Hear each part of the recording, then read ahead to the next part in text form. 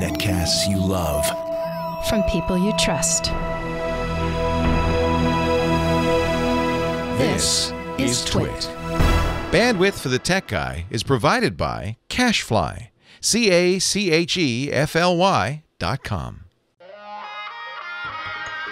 Hi, this is Leo Laporte, and this is my Tech Guy podcast. This show originally aired on the Premier Networks on Sunday, August 30th, 2015. This is episode 1216. Enjoy. The Tech Guy podcast is brought to you by the new Epson Workforce printer, powered by Precision Core. Workforce is an award-winning line of all-in-one printers for your home office, small to large business, or corporate work groups. Visit Epson.com to find out more. Well, hey, how are you today? Leo Laporte here, the Tech Guy. Time to talk computers, the internet, cell phones, MP3 players. Really? Yes, whatever. MP3 players, digital photography, and all that jazz. 8888 Ask Leo, that's the phone number. 888-827-5536. Toll free from anywhere in the U.S. or Canada. If you're outside that area, you can call us by Skype. Skype will get you in there. +1, I think, is what you do. 888-827-5536. Let's see. What's going on in the world, the magical world of technology? Next week, Apple's going to announce a new iPhone. The invitations went out this week. The invitations were a little interesting, as they always are. Apple knows, or at least the invitation makers know, that those of us in the tech press, having absolutely no knowledge of what's going to happen at an Apple event, parse every line like it's something like an announcement from the Kremlin, like a May Day parade photograph. Who's standing behind Tim Cook there? In this one, they had a line in the invitation that said, "Hey Siri, give us a hint." So many of the intrepid members of the tech press, in fact, asked Siri, "Give us a hint." Let's see. Look deep within yourself and you will find the answer, especially on September 9th. They updated Siri. Look deep within yourself and you will find the answer, especially on September 9th. The really interesting thing is that they're holding it at a massive venue. They haven't had it at a venue this big in my memory at all. Usually they do the iPhone announcements either at the Yerba Buena Center. The first one was at Moscone West. Yerba Buena Center holds fewer than 1,000 people. Moscone West, which is also in San Francisco, in fact, it's a block away, holds several thousand, I think 2,500. They had it at the Flint Center last year in Cupertino, California. That's where the Mac was announced in 1984. That holds, I think, I don't know, somewhere above 1,000, between 1,000 and 2,000. This time, the invitation, the Bill Graham Civic Center in San Francisco, a 7,000-seat venue. Massive. What could happen there? My colleague Christina Warren, who writes for Mashable, pointed out that the seats are removable in that venue. In fact, sometimes you'll see differing sizes, 7,000, 8,000, 6,000. And that's because you can move the seats around. There's different configurations. So some people are speculating that maybe there won't be 6,000 seats in there. There'll be 1,000 seats as usual. And lots of room for, a car, a bunch of cars. You could do a car show in there. Maybe they're going to show an Apple car. Some people are saying, oh, no, this will be the home kit rollout because the new Apple TV is coming, we think, coming September 9th. And so they'll take some of that space to make a living room, a bedroom, a dining room. They did that once before. I remember going down to an event back when I was still invited to Apple events in Cupertino at the campus, the mothership. They had an event in there announcing a couple of really hot new products. One was the iPod Hi-Fi, some speakers that you plug your iPod into. The other one was iPod socks, some socks. Now, I'm not kidding either, by the way. Some socks that you would stick your iPod into. And then they invited us after the announcement. Somewhat tepid announcement. They invited us upstairs, and lo and behold, they had made an entire house upstairs with the kids in their bedrooms, mom in the kitchen, of course. Where else would mom be? Dad in the living room, and they all had different iPod configurations. Yeah. I suppose they could do something like that again. Are we still as excited about Apple announcements as we used to be? And I say we, I mean you, because I'm not.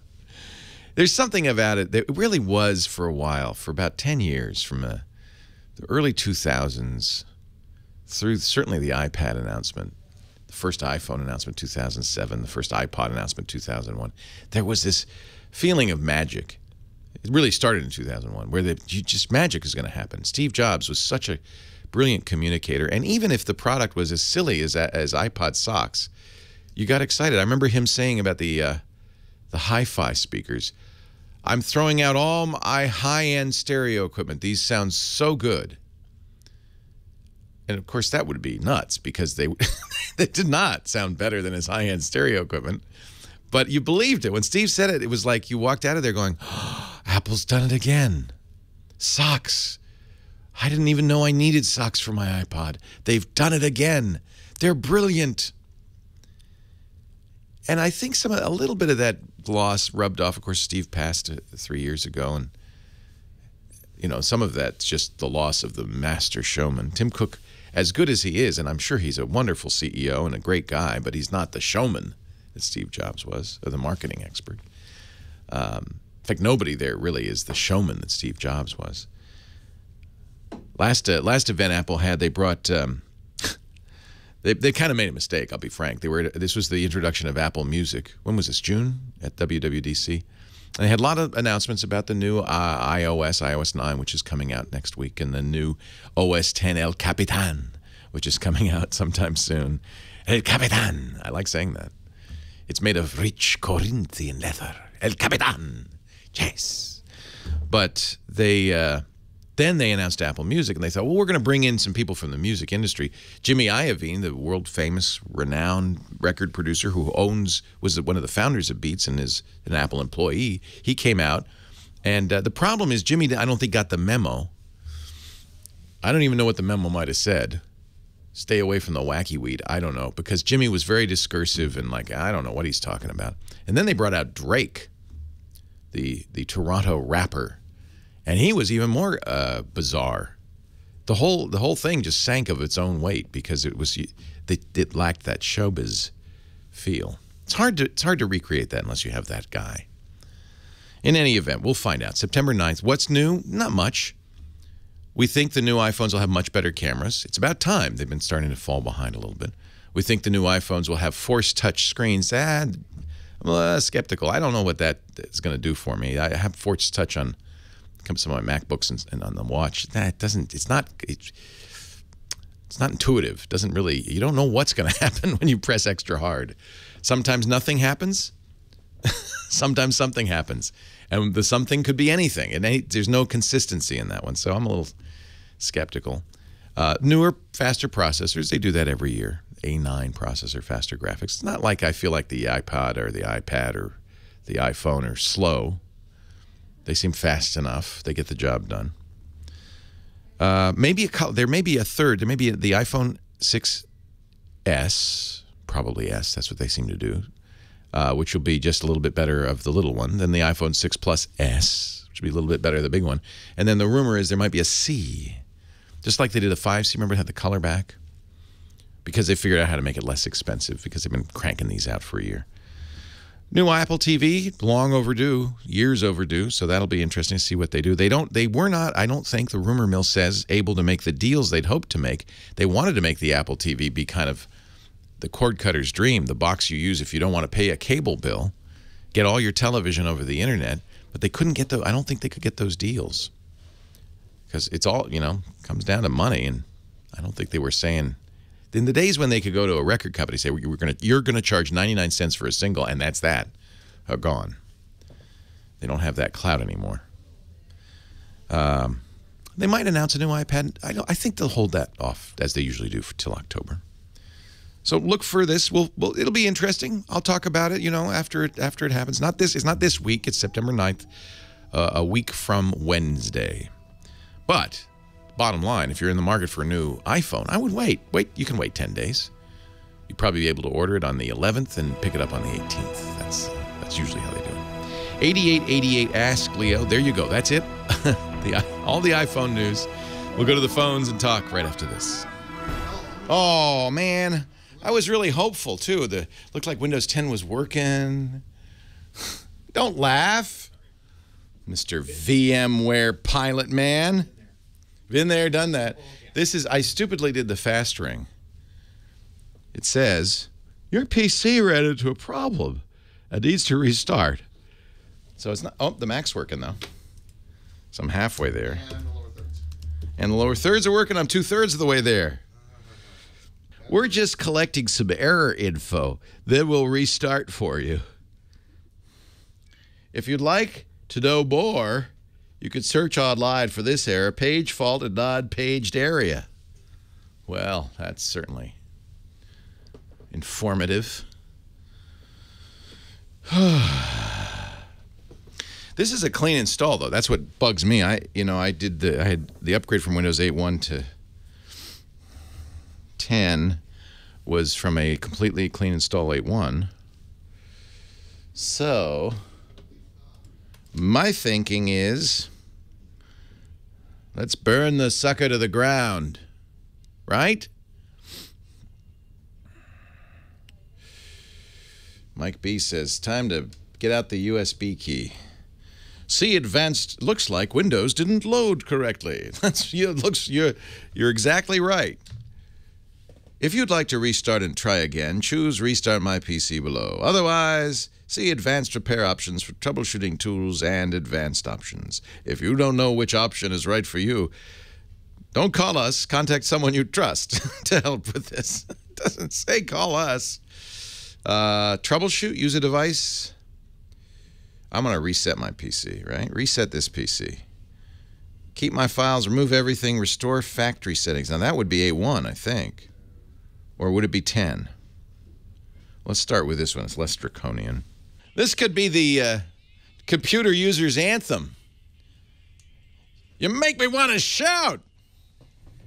You make me want to break things. You make me want to move to an island and become a monk. 8888 Ask Leo. 888-827-5536. Kim Schaffer is here. She's taking your calls, and she has prepared and groomed 6 wonderful people. It's kind of like a lineup.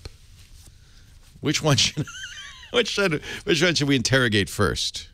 How about Leanne in West LA? She just got herself a new iPad Air 2. She had an old iPad that had a great keyboard that she could type vertically and horizontally, and she hasn't been able to find one the same for the iPad Air 2. Okay. She was wondering if you had any advice. Okay. Well, I don't need to talk to her now.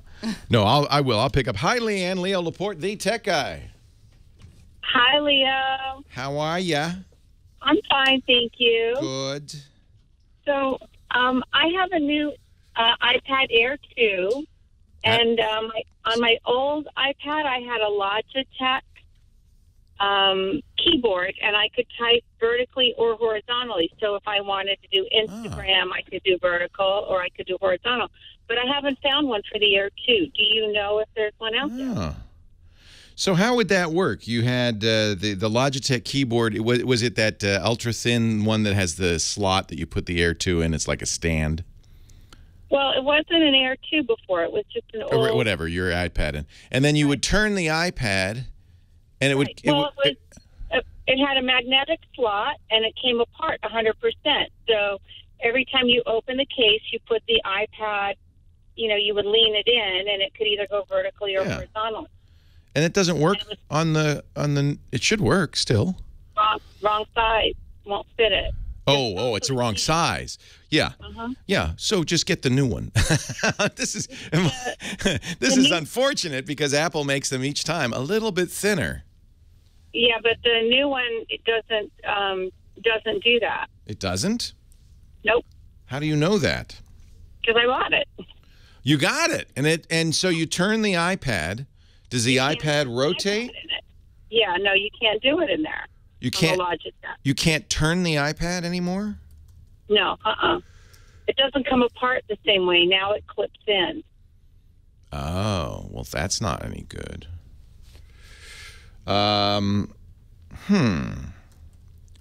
Because before it was just kind of loose in a gutter, right? Right. And you just turn it because they just lift it out of the gutter and turn it. Because both of them are Bluetooth. They're not connected to the lightning connector in any way, are they?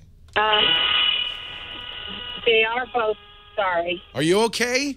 I'm okay. That's somebody behind me honking at somebody in front of me. Okay. You might want to pull over. I felt like we just got in a wreck there.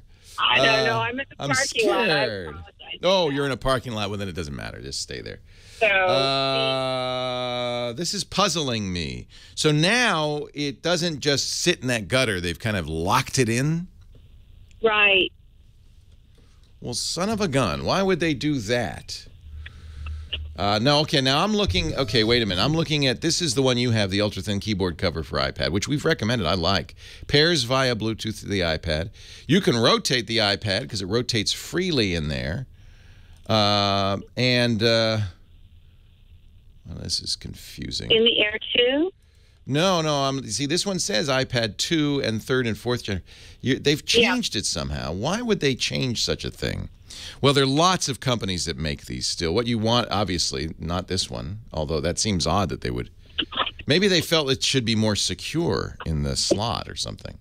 Is it? Well, I looked at Fry's yesterday, and they have nothing. And I looked online, and I can't see anything that does that. And well, I'm going to give you one that says it does. How about that? Okay, perfect. And this is thank you, chat room, from Snug, S-N-U-G. I like the Snugs because unlike the, it's a little more of a case. You know, the one problem I had with the Logitech is it's kind of a flimsy case. And maybe that's why they put clips in it, because the lid would fall, the case would fall off easily. The Snug is half the price, $55. It says Snug iPad Air 2 360-degree rotatable keyboard case. So that sounds to me like it rotates. That sounds perfect. 360-degree rotation and multi-angle adjustments to meet your visual needs. This is on Amazon. I want to see it. Let me look at the pictures. Oh, I see what they're doing. See, that isn't what you want. That is really kind of not. It rotates 360 degrees front to back. You want it to rotate from landscape mode to portrait mode, don't you? Right. I want to be able to type. This is confusing because the way this works, which is silly, is it rotates to face away from the keyboard. Like, why would you want that? Yeah. No, that's not it either, is it? Golly.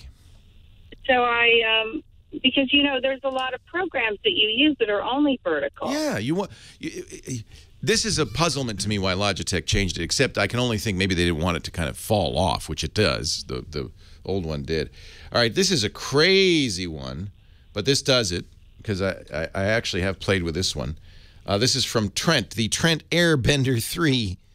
It is getting nutty in here. It has an arm that goes on the back of the iPad that lets you, but does it now? It looks like you can rotate it, but I want to see a picture of it in portrait mode. The arm goes into a case on the back of the iPad and holds it on. It says it works with the 2. It does say 360-degree spin. And it is definitely not the spin of the Snug. Why is this so hard? Why is this so hard? Now, they say now my producer, Effin Dunn, is looking at the Logitech ultra-thin magnetic clip-on keyboard cover for the iPad Air 2. And it looks the same. It's still a gutter. So why can't you just rotate it in this gutter there? Now I'm puzzled. You say it's clipped in, it can't go to portrait mode. The one I bought is clipped in, so you can, if you want to use it in portrait mode, you have to fold the keyboard back, and then you can use it in portrait mode, but you can't use the keyboard. Yeah. I'm watching a video, believe it or not, on the Amazon page for this to see if it ever. Yeah, there it is. That's portrait mode, isn't it? It's hard to tell. Nope, that's landscape mode still. All right, we're gonna have to put this out to the audience because this seems like this is a no-brainer. Why would Logitech change this? By the way, they've cut the price now. I'm seeing it on Amazon for $49 for, which is, it was $100. This is the Logitech ultra-thin magnetic clip-on keyboard cover for the iPad 2. So yours is no longer magnetic. It has a physical clip holding in place.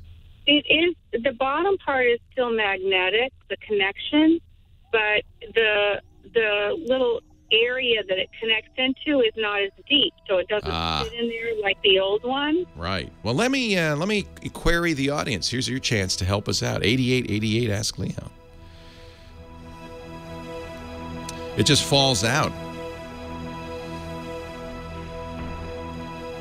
Well, that seems poor design, does it not? I'm looking now at all of these to see if any of them show portrait mode.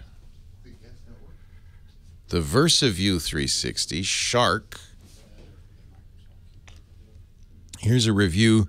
Thank you. The chat room is flying to the rescue. Although we still haven't quite solved this conundrum. This is PC Advisor UK. Best iPad cases and covers. Yeah, we're not talking about covers here, Raymond, but thank you. We're talking about keyboards. And I don't even think she cares about the case so much as being able to type in portrait mode. What's that called? Microsoft Mobile Keyboard. Well, it would work with anything. And would it hold an iPad in portrait mode? It says it will. Microsoft. What's it called? Microsoft? Microsoft Universal Mobile Keyboard. Thank you. This seems like an easy thing to solve, and I find it puzzling that Logitech modified it in that way. $80. Designed for iPad as well as iPhone and Windows.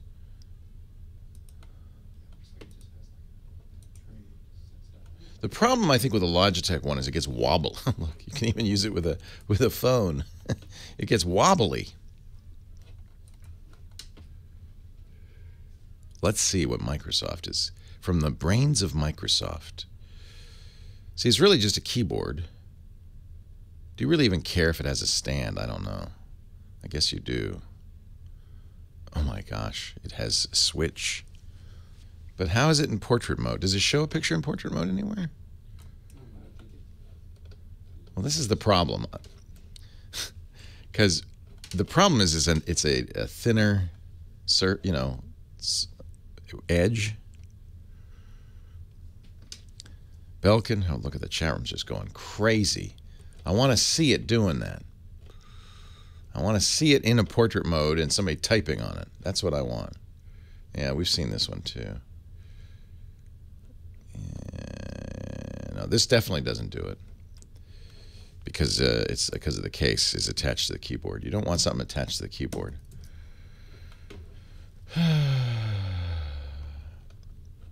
You could just use a stand. This is, I guess, what I would do. Is make the case, the keyboard and the stand independent. So I have this stand. And you can, this is just a sticky pad. You can have it be any way you want. And then just have a keyboard. I think that's probably the best way to do it. That is annoying as heck, though, that Logitech changed that spec. Is it because it's so thin? All right. F and Dunn says, this one is, I have a picture. I have a picture in portrait mode. All right, let's look. This cutter will hold anything. Oh, there you go. Look, it not only will it hold your iPad in portrait mode, it'll hold your iPad and a phone, but will it hold the iPad Air 2? The problem is I think the Air 2 is so thin. This is really silly. Is that an Air 2? I am so frustrated because this last call is something so simple, so trivial, that it should be easily solved, and it's turning out to be a little bit of a challenge. So we're going to wrap this up. I'm going to flatten it right now. Leanne called. She said, hey, I used to have the Logitech ultra-thin keyboard for my iPad. on my iPad. Third generation, fourth generation work great. You could have it in portrait mode, widescreen, or you could turn it sideways and have it in, that's portrait mode. Widescreen is landscape, right? Turn it to portrait mode, up and down, and it would hold the gutter that was part of the keyboard, it worked as a stand, would hold it, and I could type. The new iPad Air 2 is so skinny, and the new Logitech keyboard for the iPad Air 2 just doesn't support it in the portrait mode, only landscape mode. Well, that's terrible. So a couple of solutions. One would be to forget making the keyboard be part of the stand. I mean, I think there you go. That's part of the issue. And I use a really nice stand from Dekka, D-E-K-K-E, called the Slope. And this is an amazing stand because really there's nothing to it. It's just a piece of aluminum with a sticky pad on it. And the iPad can hold you could put it diagonally if you wanted. But it's completely, so get an iPad stand and then get an independent keyboard. Actually, Apple's Bluetooth keyboard's an excellent keyboard, small and light. But there are many Bluetooth keyboards, many less expensive Bluetooth keyboards. You don't have to have the keyboard attached to the iPad. In fact, you might prefer it that way. A little more flexible. You put the keyboard in your lap, for instance. There is a device, and I'm not going to promise this works, even though, and it's from Logitech, and Logitech sells this for $50, and they do have a picture of an iPad in portrait. It's kind of an interesting device. You know what? I'm going to order one, and we'll figure this out. It's $50, called the Bluetooth Multi-Device Keyboard K480. And it's got a gutter that, even in their videos, shows holds anything, including an iPad. And it has a 3-position switch, so you could use it for your phone. You could use it for your Surface, your iPad, 3 different devices. The question, and I don't know, and you'd probably want to go to a store and try it. Bring your iPad Air, your Air 2. And the question is, I see in this picture, in this video, an iPad standing on the short edge in portrait mode. But, I don't know if it would work or not. Maybe if I guess it'd have to be deep, right? What are the physics of that? I don't know. There's about 800 ways to do this. Moving on. Les in the United Kingdom. Hey, Les, how are you? Hi, Leo. How are you? I'm great. Where are you calling from? I'm calling from Devon, southwest of England. That's on the coast, isn't it? It is, definitely, yes. You can, if you go straight down north, you get to Africa. South, sorry, you get straight down to Africa. North, south. You're just north of Africa. Yeah, north of Africa. North of Africa. What can I do for you? Last week, a week before, you were talking about advertising on websites, and I own a website, and I am shocked and stunned on how badly AdSense is falling. And I don't know whether Google are taking more of the pie, or the fact that the revenue isn't there anymore. That's one of the problems, by the way, with Google AdSense is it's opaque. You don't know, do you? They don't tell you. No. And I've had to go down a different route to get some sort of revenue. At the moment, I've had affiliate links put on, but you were talking about it, that really I think it's coming to an end, really. I agree. Maybe we need some more companies doing this. I've got MediaNet on there now trying to help me raise a bit of revenue from the site. But ultimately, what would you suggest from someone who has got a fantastic website? I know that you do a different way, but do you suggest going down that route of affiliation with your site? It's a really good question, very timely, Les, because there's a battle royale going on that really may change how the web works. Adweek last week had an article saying ad blocker usage is exploding. You know what an ad blocker is? Many of you probably have used one. AdBlock was the first well-known one, AdBlock Plus. I actually don't use those, but there's been increasing incentive to do so, and I'll tell you why in a second. But according to Adweek, ad blocking software usage is exploding. 150 million people have downloaded ad blocking software. While they say the revenue loss to the the ad industry and to your sites like yours, Les, is in the billions of dollars because people aren't seeing ads anymore. So understand how this works. When you go to a website, you see a banner ad. In many, many cases, these banner ads are served by Google's AdSense. That's what Les is using. But there are other ad networks. They're automatically put on the page. Google, as you know, tries to figure out what you're interested in and put ads up there that you're interested in. That's something that bothers some people. So some people don't like being tracked. They say that's being tracked. Although I would submit that I prefer to see ads, I would think you would too, that are for something you're interested in than something you couldn't care less about. In any event, that's one problem, is that people are offended by the tracking, so they're blocking that. Ads can be very large, these inserted ads, and in many cases can slow down the site load time considerably, in some cases by a minute, not to mention the amount of bandwidth used. And on mobile, that's an especially big problem. So users are fighting back. First of all, in the first place, by the way, I need to understand how this works. In general, the way it works is Google or whoever's serving these ads tracks how many times the ad was loaded, and that's counted as an impression. Somebody saw it.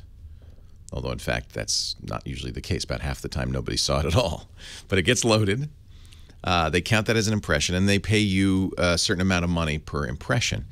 There's also a kind of ad that's a little bit more expensive, cost per click. You get paid by the number of people who click the ad. There's also, I think, a kind of a bit of an attrition going on, because I don't know about you, but I don't really see those banner ads anymore. There's so many, and they're so scattered throughout the page that I just kind of skim over them, and I probably don't see them, which has caused ad creators to make them more annoying.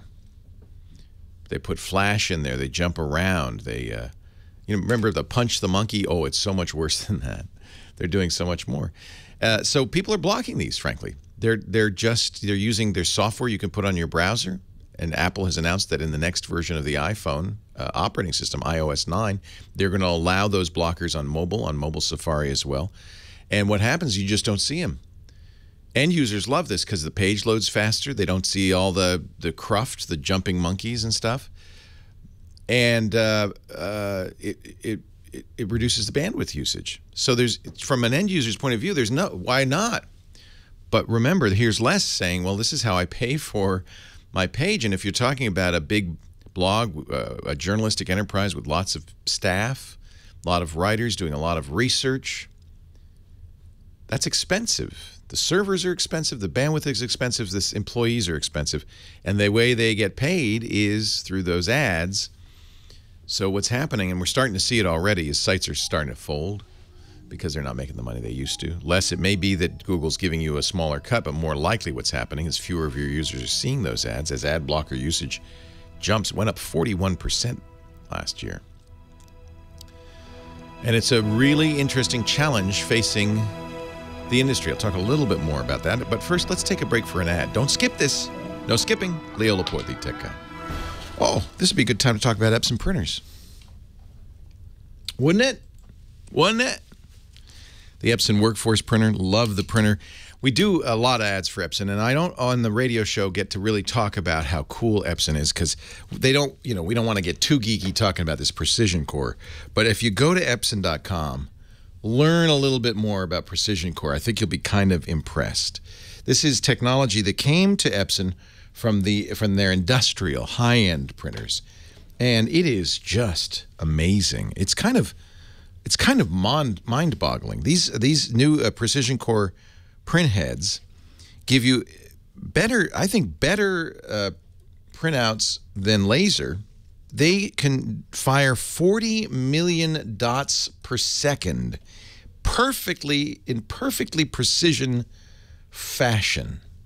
I mean, this is a MEMS solution, the micromechanical machines. These are basically nanobots. They are so tiny, 40 million dots per second. So what this means is it prints lightning fast. I mean, my new Workforce, I replaced all my Epson printers with the new Workforce series. They print, it's like they print a page at a time. You don't hear you know how in the older printers, as it prints, No, the whole page comes out. This is so fast.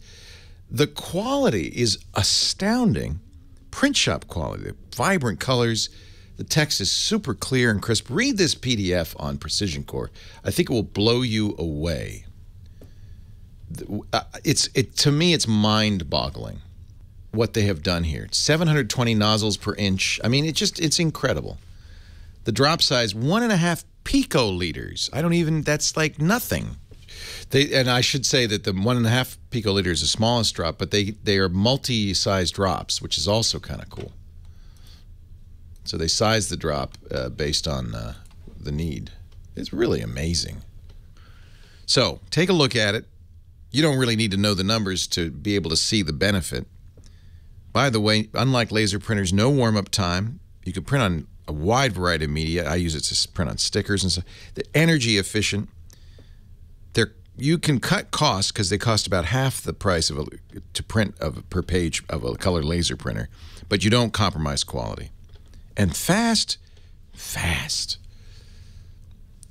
Just amazing. Go to Epson.com and find out what the new workforce printers can do for you and your business. EPSON.com. And if you're a geek like me, read up on how they're doing this. Incredible. Epson's MEMS manufacturing techniques, micro electromechanical machines, basically nanobots, and you can see. I mean, the quality is incredible. Epson, built to perform. So Steve Gibson on Tuesday is going to talk about an ad blocker called uBlock Origin, which is quite. I'm on Adweek's site. On this page, it's blocked. Wait a minute. Is this on this page alone? It blocked 26 requests. So you can see what the requests are. You could turn it off or on. You can even see what the different things are. But you notice there are no ads on this page. And that's because of this. If I turn it off and reload the page, there'll be more ads. So he's going to review this and talk about it. It's among ad blockers, I would say this is the most effective, the simplest. But there's an ethical concern which we'll talk about. I'll show you twit.tv. We have banner ads on here which you're not seeing. 3 requests on this page. So it blocks some JavaScript too. So it blocks blocks analytics as well. Our page is pretty lightweight. There's an ad there. One little thin bar and one bar at the bottom. But it also blocks analytics. So that is an even bigger problem because I don't even know how many people have visited my site. Anybody who's using an ad blocker is invisible to us. So it's really, it's an interesting challenge. I don't know what the answer is. I really don't. I mean, oh, hi there. Let's get a few basic things out of the way. I guess I've rebuilt my, oh, you know what? This looks like it's Windows 8 now.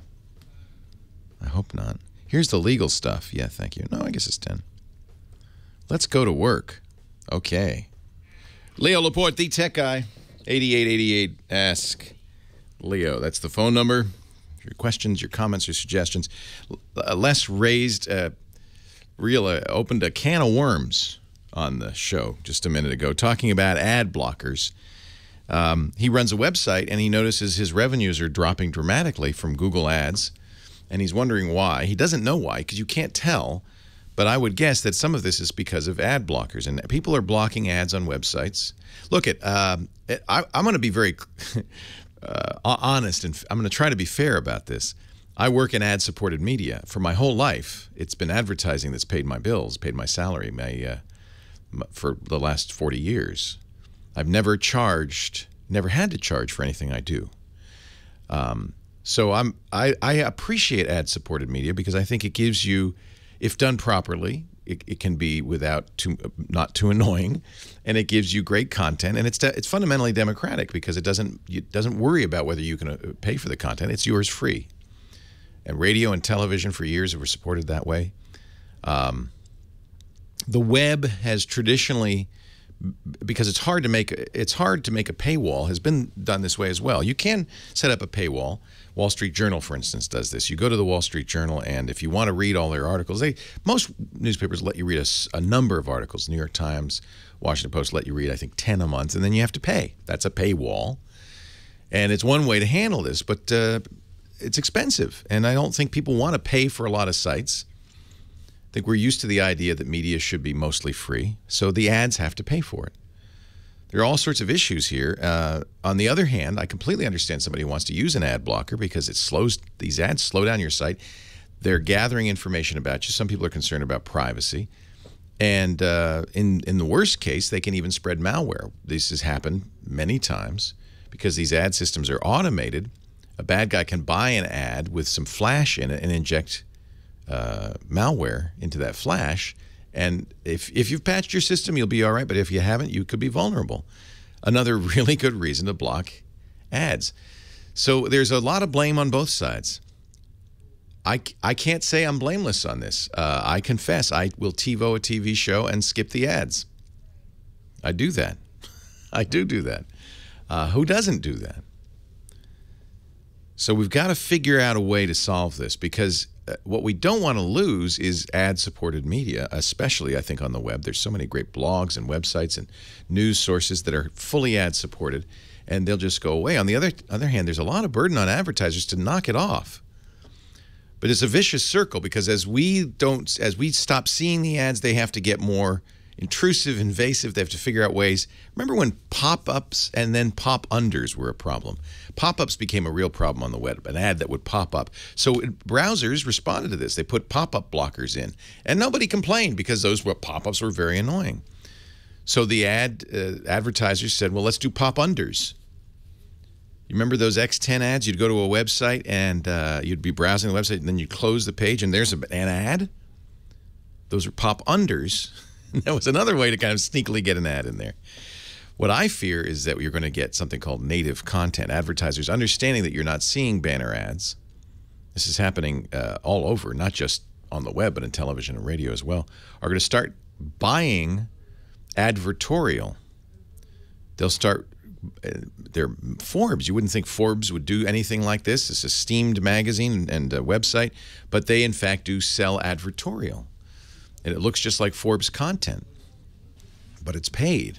It's an ad, but you can't really tell. They might have a little subtle indicator that it's an ad, but they try to hide that, because essentially the trick is to convince people that they're reading editorial content, not an ad. It's why the judges on American Idol have big glasses of Coca-Cola in front of them. I don't know what's in that glass, but it says Coca-Cola on that. That's an ad, and it's an ad that's not easily blocked by skipping the ads on your TiVo. You're going to see more and more of that. You may not bother you, but what you get is this kind of seesaw battle between advertisers and people who don't want to see ads. I think there's an ethical issue here too. You shouldn't, if you're not paying for a website by looking at the ads, it's kind of unethical to use the website, isn't it? Or is it? 8888 asked Leo. So Les, I think you're in a conundrum that you're not alone in. I think almost everybody who puts content on the web that's paid for by banner advertising is facing dwindling revenues, users increasingly blocking ads. There's other side effects. When you block ads, you also block often JavaScript, which means I can't count you. I don't know how many people have visited my website, or I have a low count because I can't count people who are blocking. It is a real challenge we're facing right now, and I think we're going to see a very big change in the way things work. But I don't know what the final answer will be. Let's do an ad. When we come back, Joe and Van. I feel like my hope is that we try to do ads that are relevant to you, that are something you'd be interested in. We try to do them in an entertaining and interesting way, so that you'll listen, because we know everybody in broadcasting. Radio has a little bit of advantage because people usually can't skip the ads in the car. You're listening, you're stuck. We got you.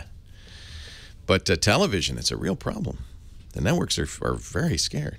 To Van Nuys we go. Hello, Joe. Yes. Hello, Leo. How are you? I'm great. How are you? Okay. Real quick, fast questions. This program Handbrake, is it going to be compatible with Windows 7 Professional? That's what I have. Handbrake's great. It's from it's brake like a brake in a car. HANDBRAKE.FR. Comes from France. Okay. It's free. Never pay for it. And don't download it from somewhere like download.com where you might get other adware with it. Go to handbrake.fr and download it. It works on Windows and Mac. HANDBRAKE.FR. It is safe. It is effective. What it does is it takes it's a DVD ripper. So it'll take video or a transcoder. So it'll take video from any source, including a DVD, convert it to a file format you can play back on your computer or your mobile device. And it has a lot of presets for a variety of mobile devices. Now, when you download it, they'll tell you, no, we cannot rip commercial DVDs. They're copy protected. But then they'll also tell you, if you had Videoland, another French product, those French, they're clever, from videoland.org, if you had VLC, which is a DVD player, if you had that installed, then we'd be able to rip a DVD too. So it can be used for piracy. I'm not advocating illegal behavior, but I believe you have the right to make a copy of something you bought. So if you buy a DVD, you should make a copy. You should make a backup. We're just talking about backup, and the Handbrake is a great way to do it. It also means you don't have to bring the DVD with you if you have it on your computer. And it'll get a standard movie down to about 1 gigabyte very easily. What I'm thinking is that, in case anything gets damaged or fire or anything, I have 400 movies, DVDs that I bought. You bought them. I'm thinking about saving as long them. as you don't put them up on the BitTorrent sites or give them to friends, there's nothing unethical or wrong about that. That is completely legitimate. You're making an archival backup of the DVD. Okay, so how many of these 400 can I save? Should I get a 2 terabyte? If you had a 2 terabyte drive, you could get a terabyte would be enough to get them all on there. Yeah. Now generally you're not preserving the menu structure, the behind the scenes, the director's commentary. You're just getting the movie. But and you can say how big that file will be, but generally it's about 1 gigabyte an hour. So a terabyte would be enough to hold the whole thing, maybe 2. Leo Laporte, the tech guy. Now we're going to listen to some commercials. How about that? See, that's why I think podcast commercials work, because people listen to them and they want to support. You got to create a relationship with the audience, and these websites, they don't have it's like you're assaulting me. Stop assaulting me. And so I think if they were more intelligent about how they did it, it would be better. But I think we're also in a bad situation there. Well, hey, how are you today? Leo Laporte here, the tech guy. Time to talk about computers or the internet or home theater, digital photography, smartphones, smartwatches. 8888 Ask Leo. That's the phone number, 888-827-5536. Toll free from anywhere in the U.S. or Canada. If you're outside that area, call via Skype. Shouldn't cost you anything.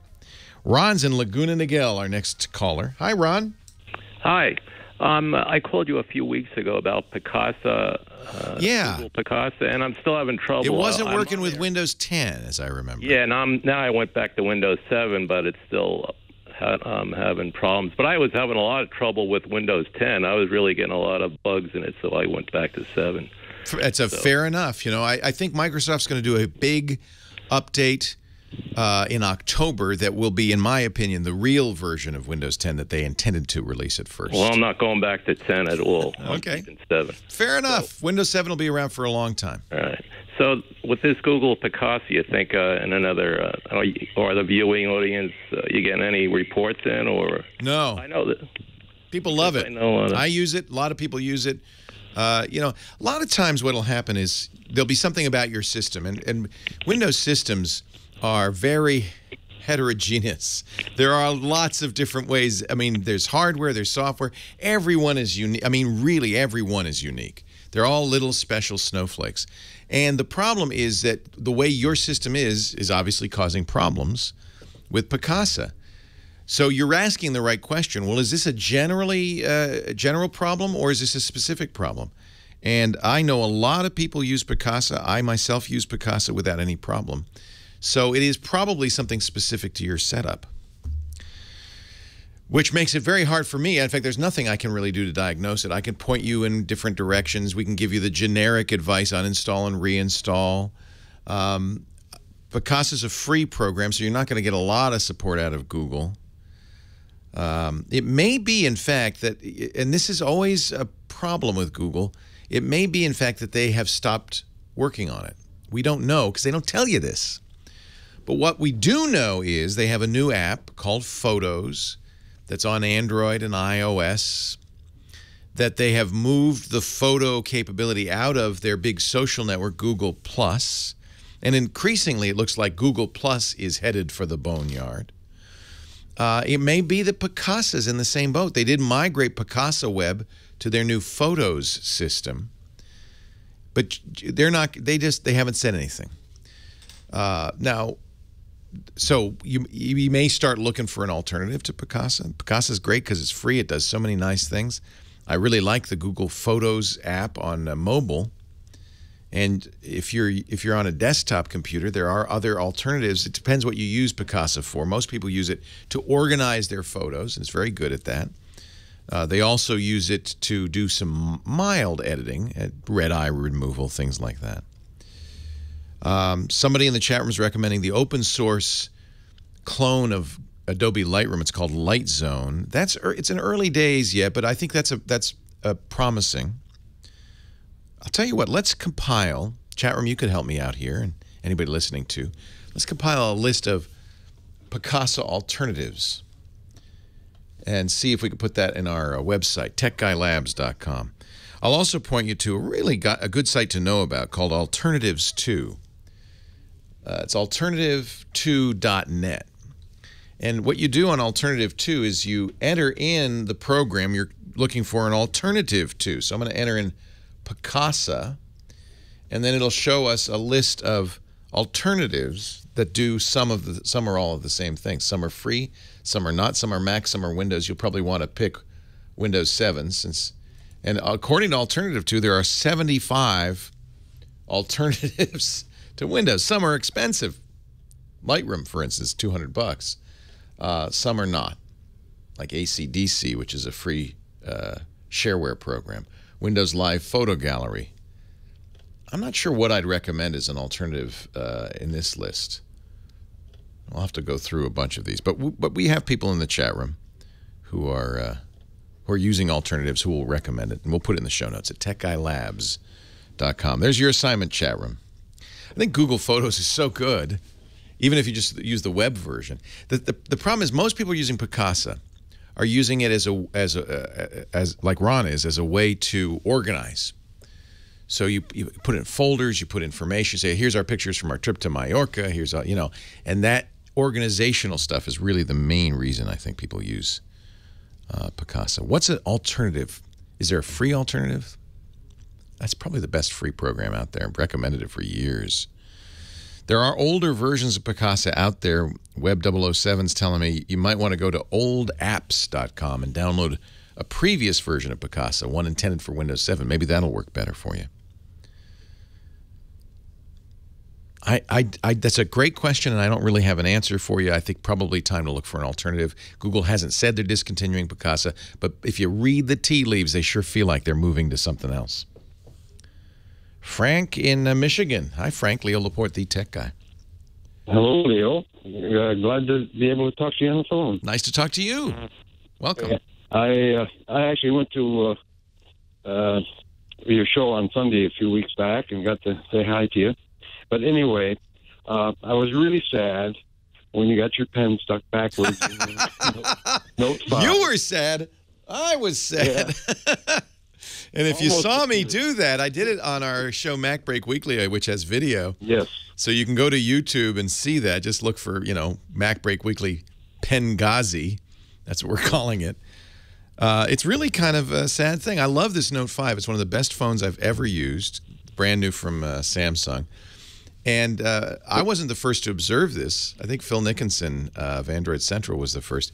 That the pen can go in either direction. Now, the stylus is what makes the Note really interesting. You can draw on the screen. You can take notes. But you pop there's a newly designed pen that pops out. If you're not paying attention and you just slide it in, It doesn't take anything to put it in. There's no force involved. It happens with gravity. But the problem is, the first time you do that, you won't be able to remove it because there's a little tiny lever that grabs it. And when you finally do get it out, it breaks the lever and breaks the pen sensing capability of the phone permanently. Okay, I have a Note 3, and I've been looking at the Note 5, but I decided I didn't want to buy it because of this problem. Well, just don't put it in wrong. That's Samsung's response, by the way. Grandkid comes over. Well, right. Or it's dark. Or some guests are looking at the thing, and they just stick it in there. It's very easy to do it wrong. Now, let me say this. I pulled it out. It broke that lever. I don't have the sensing thing. There's really only 2 features that are now lost. One I really liked, which was that while the phone is off, I used to be able to pop the pen. You just push the pen in and it pops out. And it would put the phone into this interesting mode where you could draw on the darkened screen. You could take notes without turning the phone on. In fact, it was just turning on the phone, leaving the screen dark, and you were taking notes. And then you'd save it to the note. You can't do that anymore. And it also seems to have broken, I think, a somewhat more important feature, which is if you leave the pen behind, if you take the pen out and you walk away with your phone, the phone will alert you to that. That doesn't seem, I don't know why, but that doesn't seem to work anymore. However, I went to the settings, turned those off. The upside is I get a little more battery. And the most important part about the pen is it still works. It doesn't automatically sense that I've removed it, but if I hover it and press the button or I tap the pen application, I still get all the pen functionality that I used to get. So it's not like it's all gone.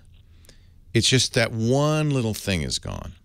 And the phone is so good. I mean, I had the Note 3. I had the Note 1, 2, 3, and 4. And I've always loved this phone, but Samsung's made it better each time. Best screen I've ever used. Best camera I've ever used on a phone. Better than the iPhone, I think. And the pen works better than it's ever worked before. Very little latency. It is a little, it's an engineering flaw. I think Samsung will fix it. I do. Leo Laporte, the tech guy.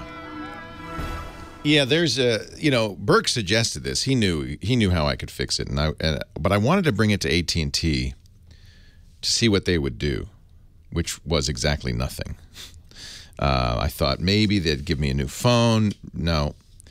They said, you can give the phone back and get a refund. Anybody can do that if you don't like the phone for the first 2 weeks and it's only a week old.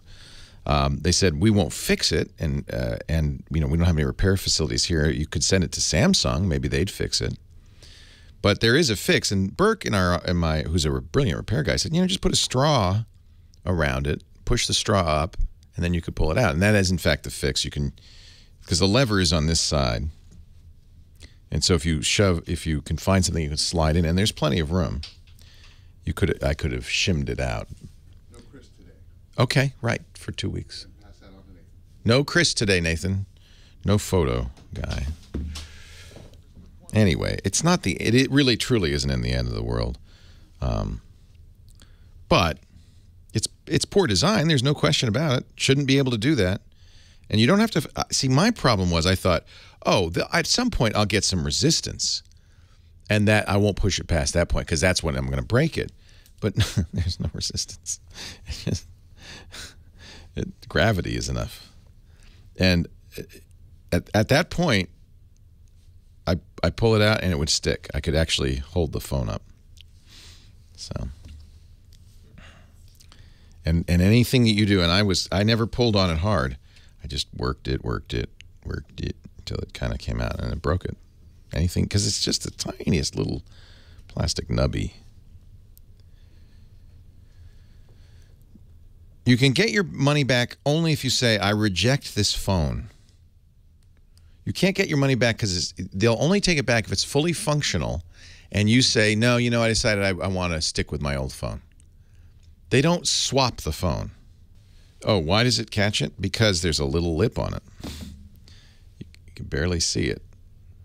Actually, I think what catches it is this button, this clicker button. So the pen is smooth except for 2 things. Here there's a notch and this. But I think if you put it in backwards, it's probably this that's catching on it. Well, I'm going to get another phone because I always have another. I'm going to get an iPhone. in 2 weeks, and I'm going to get a Moto X in a week. But this phone is really good. So I kind of not anxious to give it up. Yeah, it could have easily have been fixed. And they knew about it because, their response was, we'll read the manual. It doesn't come with a manual, incidentally.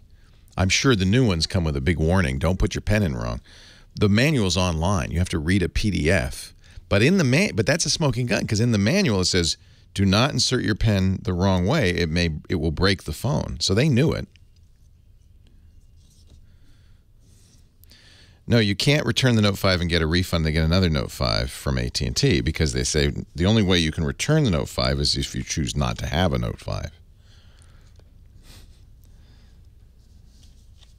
You know what? Customer said, "Oh, I don't like the Note 5." Could have been fixed, and it will be fixed. I predict that future versions of the Note 5 will come with something to prevent that. Yeah, I think if I went to the Apple store with an iPhone that had a problem like that, they would say, "Oh yeah, sorry," and give me a new one. But that's Apple. Oh, Samsung knows, believe me. Leo Laporte, the tech guy, 8888. Ask Leo. Yeah, this was sad. Slight damage. Note 5 mostly works. Slightly damaged, but I like it so much. I don't want to give it up. I'm only, I'm less than 2 weeks into it. I could say to AT&T, I could bring it back and say, I don't like this, and go back to whatever it was I was using before. But I don't want to. I like it. I like it. So I would say I like the Note 5. Highly recommend it. If you're worried about the stylus, they make a virtually identical phone called the Galaxy S6 Plus. Or I guess it's the Edge Plus. That's the same size, same screen, same camera. It just doesn't have a stylus.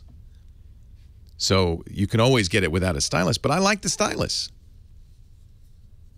So I'm just going to keep it. It's fine with me. I mean, that little lever doesn't work, that's all. John in Arizona, Leo Laporte, the tech guy. Hi, John. Hi, Leo. Thank you so much for taking my call. Thanks for calling. What can I do for you? Okay, if you turn off the radio, it'll be a little less confusing. Whoops. Because there is a delay. There's about a 40-second delay. Yes, and it wasn't the radio. I've had a heck of a time finding out what time of what time zone you're in. We're in the Pacific time zone. The show is I do it live. You may not hear it live on your local stations, but I do it live Saturday and Sunday from 11 a.m. to 2 p.m. Pacific time.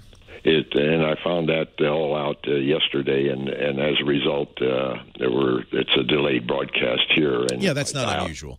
And if I dial in, I get nothing but a busy signal. Sorry about that. No longer on the air. Sorry about that. We should run an announcement that says, Leo's not live right now, but if you'd like to call, Saturday and Sunday, 11 to 2 Pacific time. I hope you're live, really alive if you're not live right now. I am live right now. Okay. But here's the problem. You can ask a question, but you won't get the answer till your station airs it later. Oh, no, I'm listening to you live. I know. I'm just teasing you. Okay. That's a very poor joke on my part. What can I do? Well, it was done not quite as poor as mine. What can I do for you, John? I've gotten these phone calls over an 15, 18-month period, and periodically, and it's almost like the person calling, I know I'm almost positive it's a scam, but it's almost like the person calling knows when my computer is running, because there's been several times when I turn it on and maybe 15, 20 minutes later is when I get this phone call. That's just a coincidence. And what do they say on the phone call? Okay, the guy is very broken language and hard to understand. But he says he's calling from Microsoft, I bet. No, he says he's calling. He started out originally in the early calls that I'm calling. I work for the Windows company. No, that's even worse. That's even more of a. You know that company that makes Windows? I work for them. I can't remember the name right now. Like Anderson Windows or something. Yeah, right. In your house. Yeah. No, these are scammers. So let me tell you, in fact, one of the things that makes this kind of credible is that oftentimes these are guys who are working in a call center, sometimes in China, India, Canada, all over the world in these call centers. And during the day, they're actually helping people on an actual Microsoft helpline. But during their downtimes or at night, they're being told, now, here's a bunch of numbers. Call these numbers and say you're calling from Microsoft or the Windows company. And I can tell you what he said. We've noticed some unusual activity on your computer. We believe you have a virus. Would you mind? I would like to help you. Would you mind doing a couple of things on your computer so that I can tell you what's going on? And what they'll do is they'll have you run a program that's on every Windows PC called the Event Viewer. The Event Viewer really looks at a log that's being constantly made of things that have happened on your computer. And it is completely normal that some of the events in the Event Viewer have big red X's or yellow triangles or exclamation marks because something didn't work or failed. But that's normal. But they'll say, oh, do you see any red exclamation marks or red X's? And you'll say, oh, my goodness. Yes, I do. Oh, dear. Oh, dear. I believe you are infected. We'd like to help. Now, here's how the scam can go. There's a fork in the road. Sometimes they'll just ask, no, we're nice people. We're Microsoft. We'll do this for free. Just give me access to your computer. But lately, the scam's gotten more sophisticated. They'll say, well, give me a credit card. I'll charge you $300, and we'll fix this right here, right now. And then they get access to your computer. So now that's really a better scam because they've got a credit card. They've got $300. And during the time when they had access to your computer, they might have put some other stuff on there. It'll give them access to your computer anytime they want. So this is not a real call. Microsoft will never call you at home or the Windows company.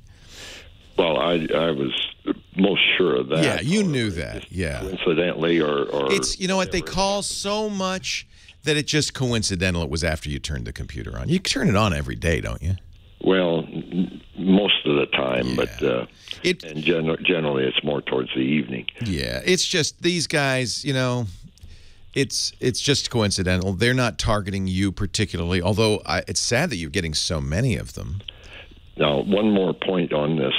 The last call I received, which was 2, 3, maybe 4 weeks ago, sound like the same guy. First time he called from Albany. The second time he said my name's Joe. No, Harry. I can understand his name. Yeah. But last time was from Los Angeles. I asked him, what company do you... the way he questioned is, have you noticed your computer is slowing down? And whose isn't slowing down? Let me ask you. Find one that's not. Well, I've been getting some blue screens lately, but they're easy to come back out of for me so far. So, however, this last time, I asked him, what company do you work for? And or I asked where he was. He said Los Angeles. Then what company do you work for? And he said Solutions for All. Oh. And it turns out that is the name. That is a legitimate company. I've spoken to them before. Industries. And I said, what's your phone number? And I got that. Yeah, and you called him back? No, I did not, because I did not want to give to him the fact that no, I was... You were right. This one is less than of a scam, although no one should be calling you directly, period. Right. Period. But that is cold calling from a company that does sell a somewhat legitimate service. I've talked to these guys before. This is not the first time somebody's called and asked about them. And they just shouldn't be doing this. That's not how you get business.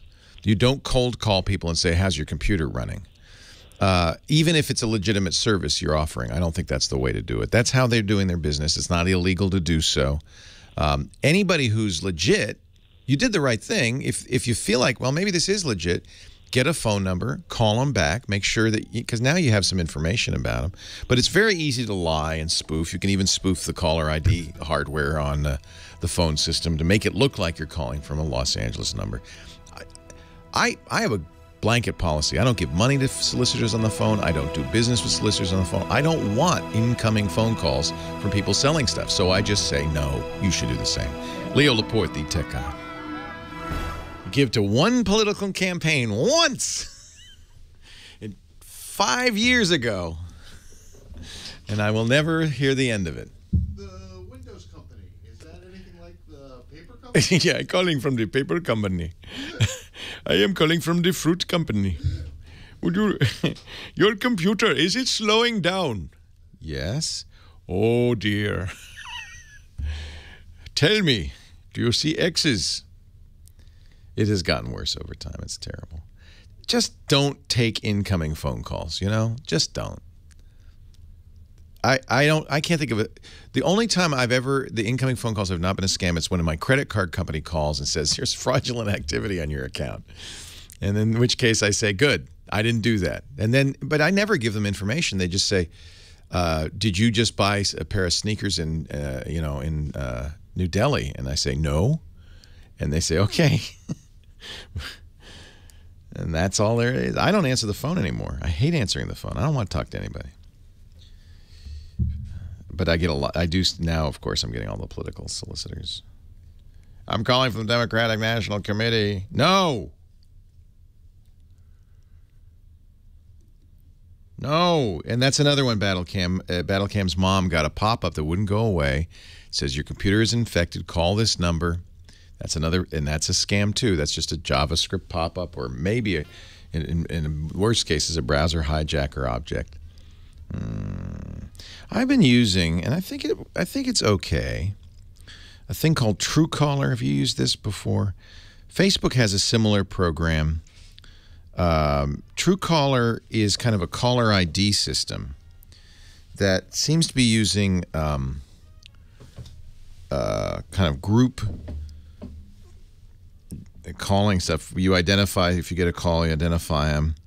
And it does a pretty good job of identifying people, not just from your contact list, but from their own kind of group thing. And then you can say that was a spam call, and then it will start it tells you when the phone rings, 95 people said this was a spam call. It's a free service. I think this is okay. I haven't recommended it because I don't know. But I think this is okay. And I haven't paid for it. They have True Messenger and True Dialer. They have a whole suite of tools.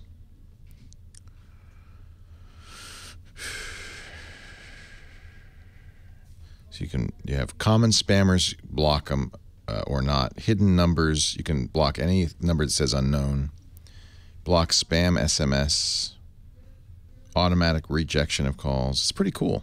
Leo Laporte, the tech guy. Somebody just sent me a SoundCloud link. You know what SoundCloud? It's great. It's a great website where people can put music, sounds, all sorts of stuff. Some people use it for their podcasts. It's a whole bunch of tech support scam calls. Oh, my. I guess people record these for their amusement and mess with the guy. These guys will get pretty angry with you if you mess with them. As if somehow you've done something wrong.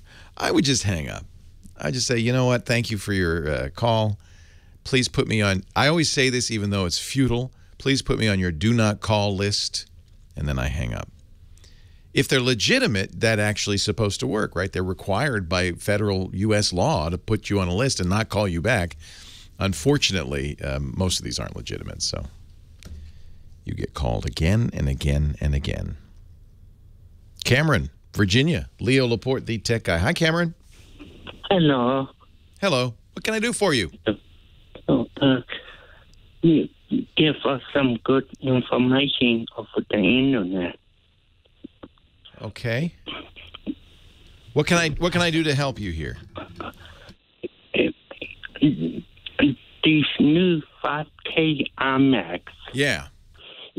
Is it good to max out the RAM or just to go with the 8 gigabytes? That's actually a great question. I have a 5K. I have two 5K iMacs, one for my wife and one for me. I got one for her first. Then I got so jealous, I had to get one for myself. I think they're great computers. Not cheap, but the best looking display I've ever seen. And if you can afford a 5K iMac, it's going to give you really incredible performance. They start at $2,000, which now, I remember, I'm an old guy, the days when the computer you wanted was always about $2,500. But nowadays, a computer for $2,000, that's a lot of money. They're all-in-ones. They have a super high-resolution display, and Apple does some really clever stuff with high-res displays so that it doesn't make the icons and the menus really tiny. They double those up. So you only get that resolution on film or pictures, but that's what you want. If you're doing video editing or photo editing, there's nothing better. So because it's an iMac, it's an all-in-one, it's kind of hard to get into it. You can get into it, and actually adding memory, I think, as I remember, is one of the few things you can do. There's, I believe, I'll have to look at mine, a little port on the back that you can add memory. But generally, I tell people, get the memory you can afford. Because it's, even if you can add memory easily after the fact, it's a lot easier just to add it. The base model, the $2,000 model, as you say, comes with 8 gigabytes. I think for most people on a Macintosh, that's fine.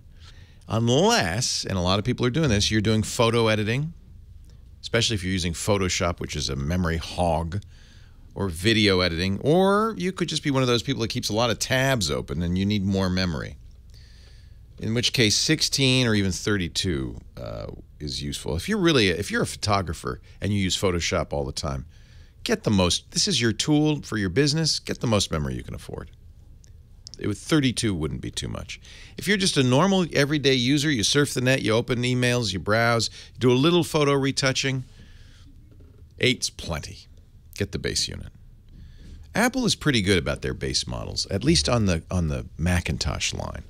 The base models are all functional, even with the minimal processor spec and the minimal RAM spec.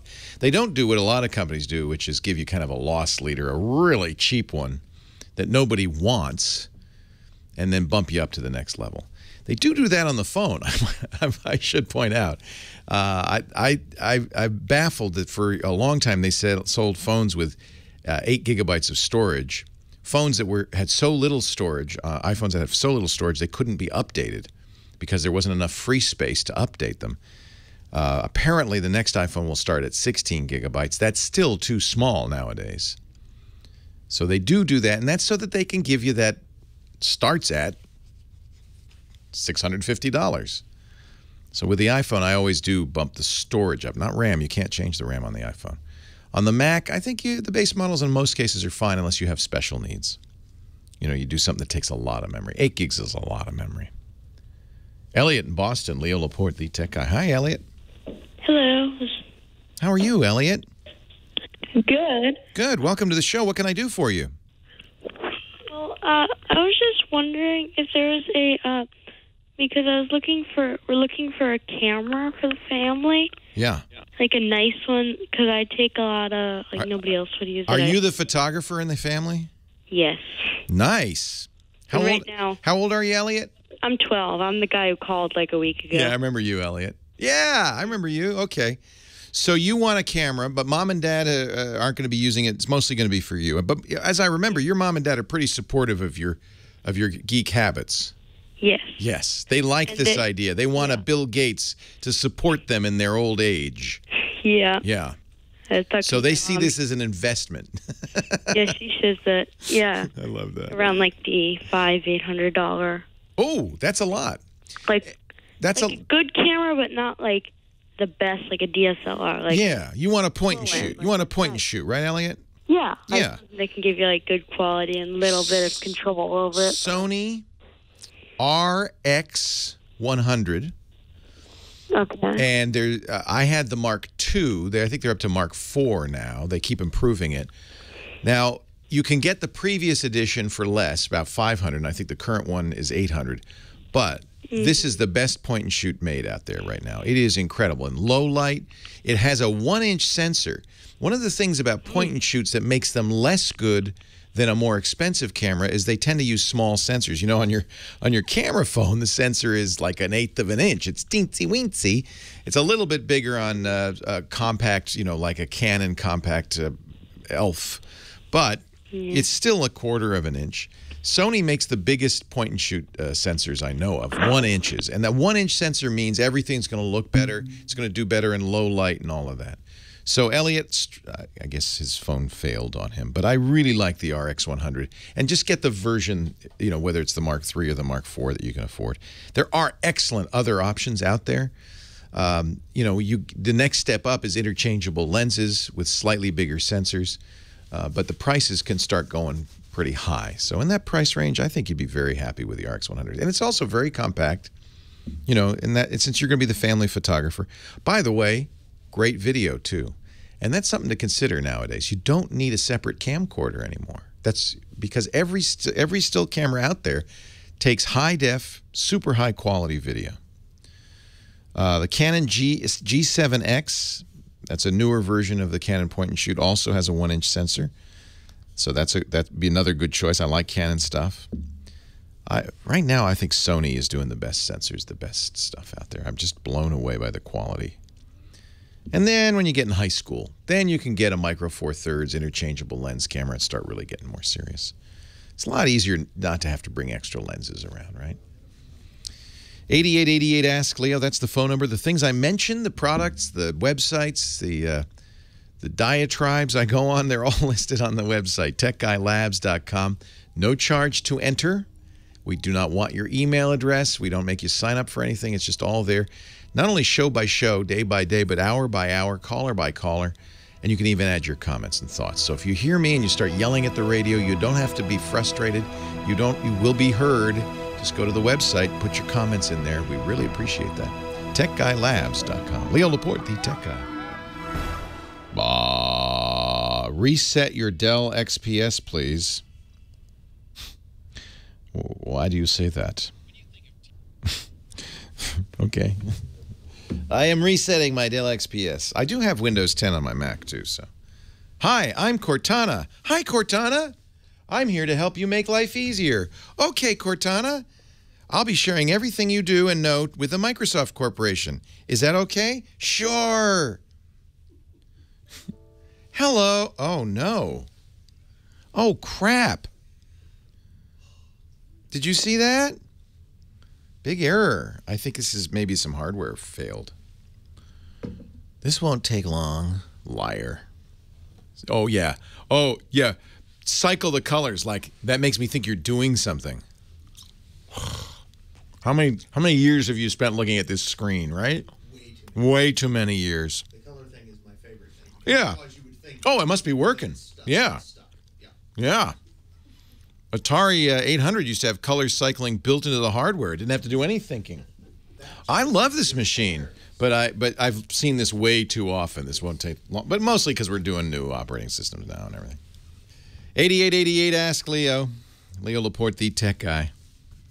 That was kind of, that's chutzpah. That's a little bit of gall.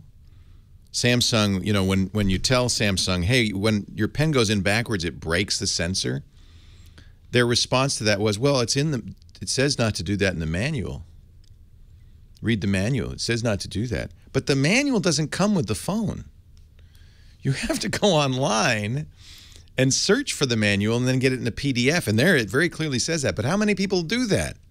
Well, I better not touch this phone until I read the manual. What comes with the phone is a pamphlet that says, have a great time. Here's 15 products you might want to buy. Peter, Brooklyn, Leo Laporte, the Tech Guy. Hi, Peter. Hey, Leo, how are you? I'm great. How you doing? Good, buddy. Thank you. I have a question. I have the Note 5, okay. And also... You haven't stuck the pen in wrong, have you? No, thanks to you on Mac Big Wigs. I didn't. Did you laugh out loud when you saw me do that? I felt bad. No, when you couldn't get it out, I felt bad. I said, oh, man.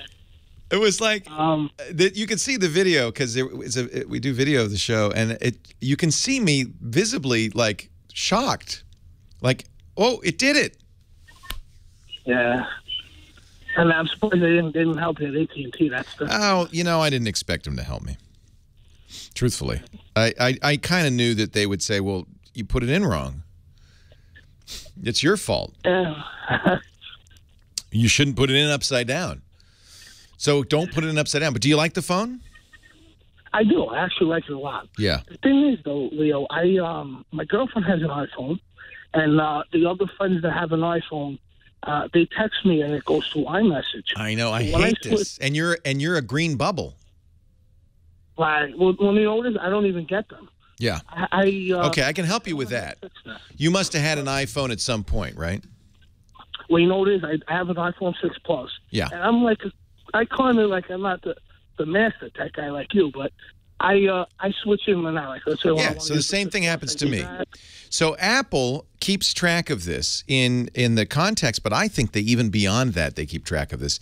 If you're an iPhone user, when somebody, even if you don't use it all the time, when somebody sends you a text message, it will go to messages, which means you won't be able to read it on your Android phone. It does not go to an SMS phone number.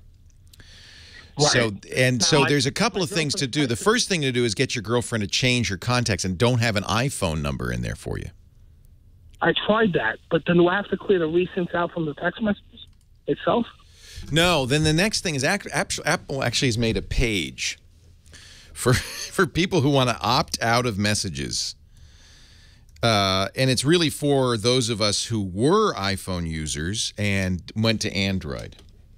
So you can deregister and turn off iMessage. Now, you have a problem, and I have the same problem, because you still want to use an iPhone. Exactly. And this is why I find it very annoying that Apple has created a messaging system that isn't truly cross-platform. So if you go, and I'll put this, just search Google Apple deregister iMessage, and you'll get this page, and it gives you instructions. You can actually enter your phone number, press a button, it'll send a confirmation code. When you enter that code, then you will no longer get iMessages. When your girlfriend or anybody uses iMessages to send you a message, it will go as a text message. Okay, and then let's say I switch back to the iPhone. Then you're... It'll be green again? You're going to stay green for the rest of your life. There's a first stage. If it says, if you still have your iPhone, follow the steps below to turn off iMessage. And it involves, by the way, going not only to messages, but FaceTime. Apple, grrr. This is not a good solution. I don't know if you have heard me talk about Telegram. This is around the world, people don't use SMS. They message each other using internet-based messaging apps like WhatsApp. That's why WhatsApp sold to Facebook for $22 million. I think it's even more now. I think it went up because of the stock went up. So they don't use SMS because it costs money in many countries to send a text message. They prefer these internet-based, data-based messengers, which Messages is, but sort of. If Apple thinks you're on an iPhone, then it'll use data. But if Apple doesn't know, it says, oh, he's not an iPhone user, then it'll send it as a text message. That's kind of what you want when you're on your Android device, because there is no Messages for Android. Apple should make a Messages for Android, if you ask me, but they haven't. If you can convince your girlfriend to use a messaging app, then all will be golden. You will be part of the world. You'll no longer be one of those green bubble guys. You'll be an equal. And I love Telegram. I've been using Telegram. Your girlfriend will like it too because it has stickers. You can send each other cute stickers. There's tons of stickers. It allows group messaging. It allows totally secret chat too, which is nice. Even the folks at Telegram, if you use the secret chat feature, even the folks at Telegram can't see your messaging. Some people like to know that. You know, you figure if you're using WhatsApp, well, Facebook's seeing everything. I really like Telegram. It has a lot of other features, including the ability to create bots, mechanical Telegram users that do things automatically. There's one to send you graphics, the image bot. I have a bot. I have the Chief Twit bot. That's my mechanical Leo that tells you when there's a new podcast or when I've gone on the air, things like that. So I would see if you can convince your family or friends to move to another messaging platform. A lot of people use Facebook Messenger. And then you'll all be equal. Unfortunately, Apple has no desire to make Android users equal. In the Apple world, you will never be equal because you use the other guy. I think that's shameful, frankly. Okay, so that's the way to do it. Google deregister, what was it? Deregister iMessage, and you'll find this Apple page. They had to make this page because people were just so upset about all of this. I've told a lot of people about Telegram. A lot of people are using it. There's some question about how secure it is. I wouldn't worry about security particularly. If you're a Russian spy, use something else. But if you're a normal person, it's sufficiently secure. And I like it. It's a fun platform. If only I could get my kids and I got my wife using it. If only I get my kids to use it. That's the problem with all of these messages. Everybody's using something else. Most of us have a folder full of messaging apps because Joey uses Facebook Messenger, Sally uses WhatsApp, Jimmy uses Telegram, Harry uses GroupMe. They're all different ones. I wish we could all agree on WeChat or Line or something. 8888 Ask Leo is the phone number. Somebody in the chat room says, Casper's why Leo is so laid back today. Yes, I'm relaxed. 8888 Ask Leo. Actually, you know what? I've been using these meditation programs there's lots of apps out there like Calm, C-A-L-M, calm.com. There's one called Headspace I've been using. They're very relaxed. You put on the headphones your phone has, and they walk you through a meditation. A little feel. I'll walk you through a guided meditation of geekitude next hour as we continue. 8888 Ask Leo. Leo Laporte, the tech guy. Oh, nerd. Why is it downloading Candy Crush Saga? I did not ask it for Candy Crush Saga. That is not cool. Not cool. Look at that. This is just 48 megabytes. That's not. I don't care about that. I'm going to cancel that. No Candy Crush Saga. No. So I did get a scary error message on the boot up. I do feel a little beat up, but it hasn't given me blue screen, and it is the latest version, so I think we're all right. Let me run a quick update. No updates. Okay, that's good. So this is including the hotfix threshold 2 I got. I don't know what happened. It must have just been a bad install.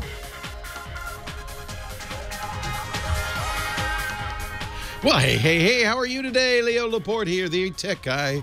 Time to talk computers and the internet and home theater and digital photography and all that jazz. 8888 Ask Leo. That's the phone number, 888-827-5536. That's toll free from everywhere in the U.S. and Canada, because we are all over the U.S. But if you're outside that area, you can always call via Skype, 888-827-5536. Toll free. Sonia is next from Riverside, California. Hi, Sonia. Leo Laporte, the tech guy. Hey, Leo. Glad to hear from you. Glad you called. I tear my hair out one hair at a time. Oh, no. That sounds painful. It is. Believe me. I recently downloaded 10 to my HP laptop, and I have a Canon MP240, and I no longer can email or run copies of my email. You like to print it out after you get it? Sometimes. So can you print anything? Nothing. Yes, I can. Oh. So it just seems to be involved with my Yahoo Mail. You could print from any other program, but not your web browser. Yeah. I don't know. That's not what you hope to hear, I'm sure. Local computer store. I don't know. I don't know. That doesn't sound right. So the first thing to do is, as you're in your browser, and first of all, let me ask you how you print from your browser. Do you use the Yahoo print command, or do you go to the menu and print from there? Oh, Yahoo Mail. That's my home page that pops up. Yeah. And then on the page, as you read messages and stuff, there's a little printer icon on Yahoo Mail. No. Or. You go to the printer command in the menu. Yeah, under the top of right at the top of the page, it has delete, move, spam, and more. Yeah, now that's the Yahoo menu. So, couple of things I would do to see if this will fix it. Microsoft, when it shipped Windows 10, shipped it with two browsers, just to make it even more fun. They have this new Edge browser, and of course it's a little confusing because if you look in the toolbar, that blue E looks just like the Internet Explorer E, but it's not. It's Edge. Okay. So the Edge browser got shipped, I think, a little bit prematurely. It came out, Microsoft, I think, was rushing Windows 10 for the back-to-school market. And because they had said for, at least a year, Windows 10 will come out in the fall of 2015. Now, they have a big update coming out in October. They call it Threshold 2. That's the internal code name for it. Threshold is the code name for Windows 10. So Threshold 2, sounds like the next version of Windows 10. In that, they're going to increase the capability, really improve the capabilities of Edge. But until then, Edge is kind of a limited browser, frankly, and I think you may be having an Edge issue. So there's a couple of choices. Are you using Edge? No, I don't think so. Drat. What are you using? Are you just using whatever pops up? Yeah. Because that's Edge. Okay. So you wouldn't know. I mean, it doesn't announce itself, hey, I'm Edge. It is, though. Okay, so they still include Internet Explorer for this reason. They wanted to get rid of it. But if you go to you click that Start menu and you type Internet Explorer, you'll see Internet Explorer is there. It's not gone. So you can see, in fact, if you type Internet, you'll see both in the menu, the Microsoft Edge, Microsoft's recommended browser, and Internet Explorer, the browser that works. So the first thing I'd try is not using Edge and see if you can print without Edge. So either run Internet Explorer, you already have that. Yeah. And you know that you can, once you're in the Start menu, just start typing, and whatever you type, it'll find. So you could just start typing Internet, and it'll see Internet Explorer. Okay. That way you don't have to search through the menu and all that. Yeah. The other thing you could do is you could download a different browser. I really like Google's Chrome browser. It's free from google.com/Chrome. There's somewhere. Yeah. I do. You do use that? I have Chrome. Well, but it isn't the one that uses it most of the time. I think it's the Explorer. Yeah, well, it was Explorer until you got to Windows 10, and then they swapped in Edge without telling anybody. So my first thing would be just try it with a different browser. It may be that Edge just doesn't have, because when you do it from the Yahoo menu, which you're doing, you're actually invoking a JavaScript, a little bit of programming that says, okay, now call the computer's printing command and all that. And I bet you that's where it's falling apart. Okay. Well, that's some things to try. Try That's that. Anybody else has given me, Leo. Well, it's kind of an educated guess. I'm looking. I don't see that Edge actually has a print command. Oh, yeah, it does. Okay. So if you're on Yahoo Mail, on the far right of the browser, there's 3 dots. Far right of the browser. On the window, there's 3 dots. If you click that, you'll see some commands, including a print command, which is, by the way, grayed out on mine, which means, to me, I can't print. I'm thinking I had a good guess. Maybe Edge doesn't print.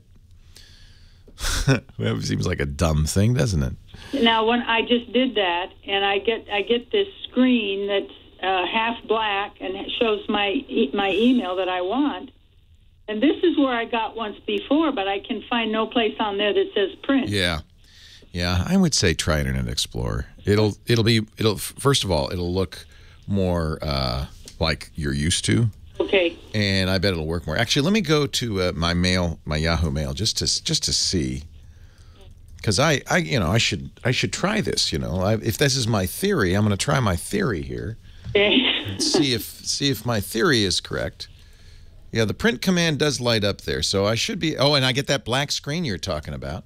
Now, the first thing to look at is, what does the printer say? Does it show your printer? Let me go back to it. If you get that black screen, that's the print screen. Yeah. And on the left, there's a series of boxes, one of which is, the top most, is which printer to use. Make sure your printer is selected there. If you don't see your HP printer, then you might want to add that printer. You might have to reinstall the printer driver. That OneNote, I was afraid to go in there. Okay, I see my printer. Yeah. Maybe the problem. Select it. Now try printing. Yeah. All right. Now, of course, there's no print no place to hit print on that page. I know. I don't see it either. Where do they? So Come on, Microsoft. Can't be this hard. Wait a minute. I don't see a print button either. No. What is going on here? Maybe just hit return. Does that work? No. What the heck? Let's get rid of Edge. That's the first thing I'm going to do. That's crazy. I didn't see a print button either. No, there isn't. Somebody said there's on the top there, but I didn't see it. Well, it has. Yeah, but you can hit that, nothing happens. So that was the first problem, by the way, which is that you didn't have it set to a printer. It was sent to OneNote. Yeah, but still, there's no place to go. Oh, there's got to be somewhere in there. They got to have a print button. It's always fun with Microsoft. The truth is this is such a brand new version of Windows that you and I both are struggling a little bit with it, especially because Edge is not a full-fledged browser. It's kind of a work in progress. Try Internet Explorer. Everything will look familiar, and it should work just fine. Well, Leo, and thank you very much. It's at the very bottom, but I guess it's blocked on my page. But there should be a print and cancel button at the very bottom of that window. Thank you for calling. I'm sorry.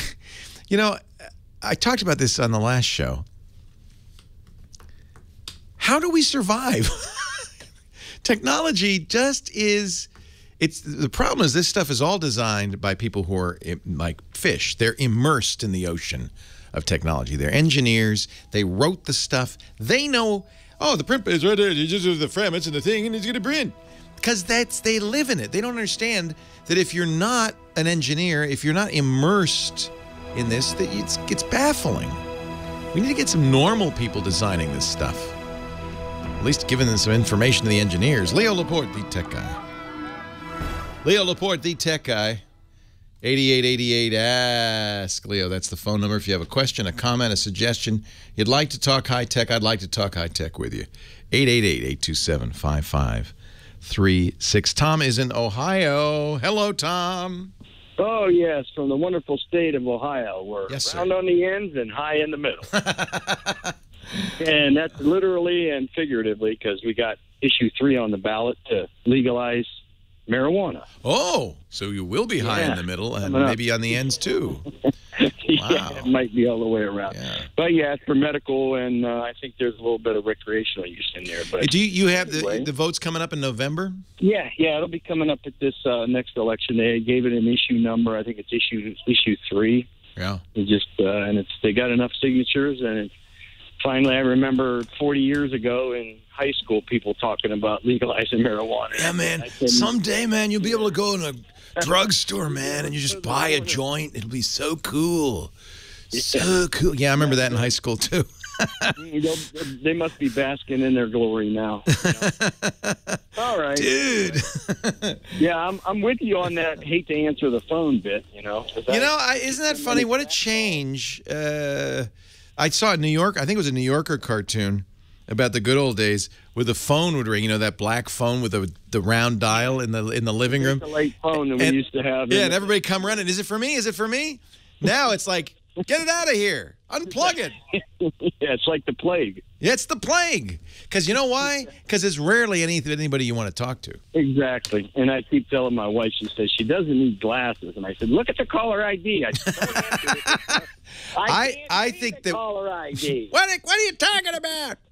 No, I think the text messaging has really replaced phone calls. Yeah. And my wife, she doesn't want to text, though. She's averse to technology. She's what we call old school.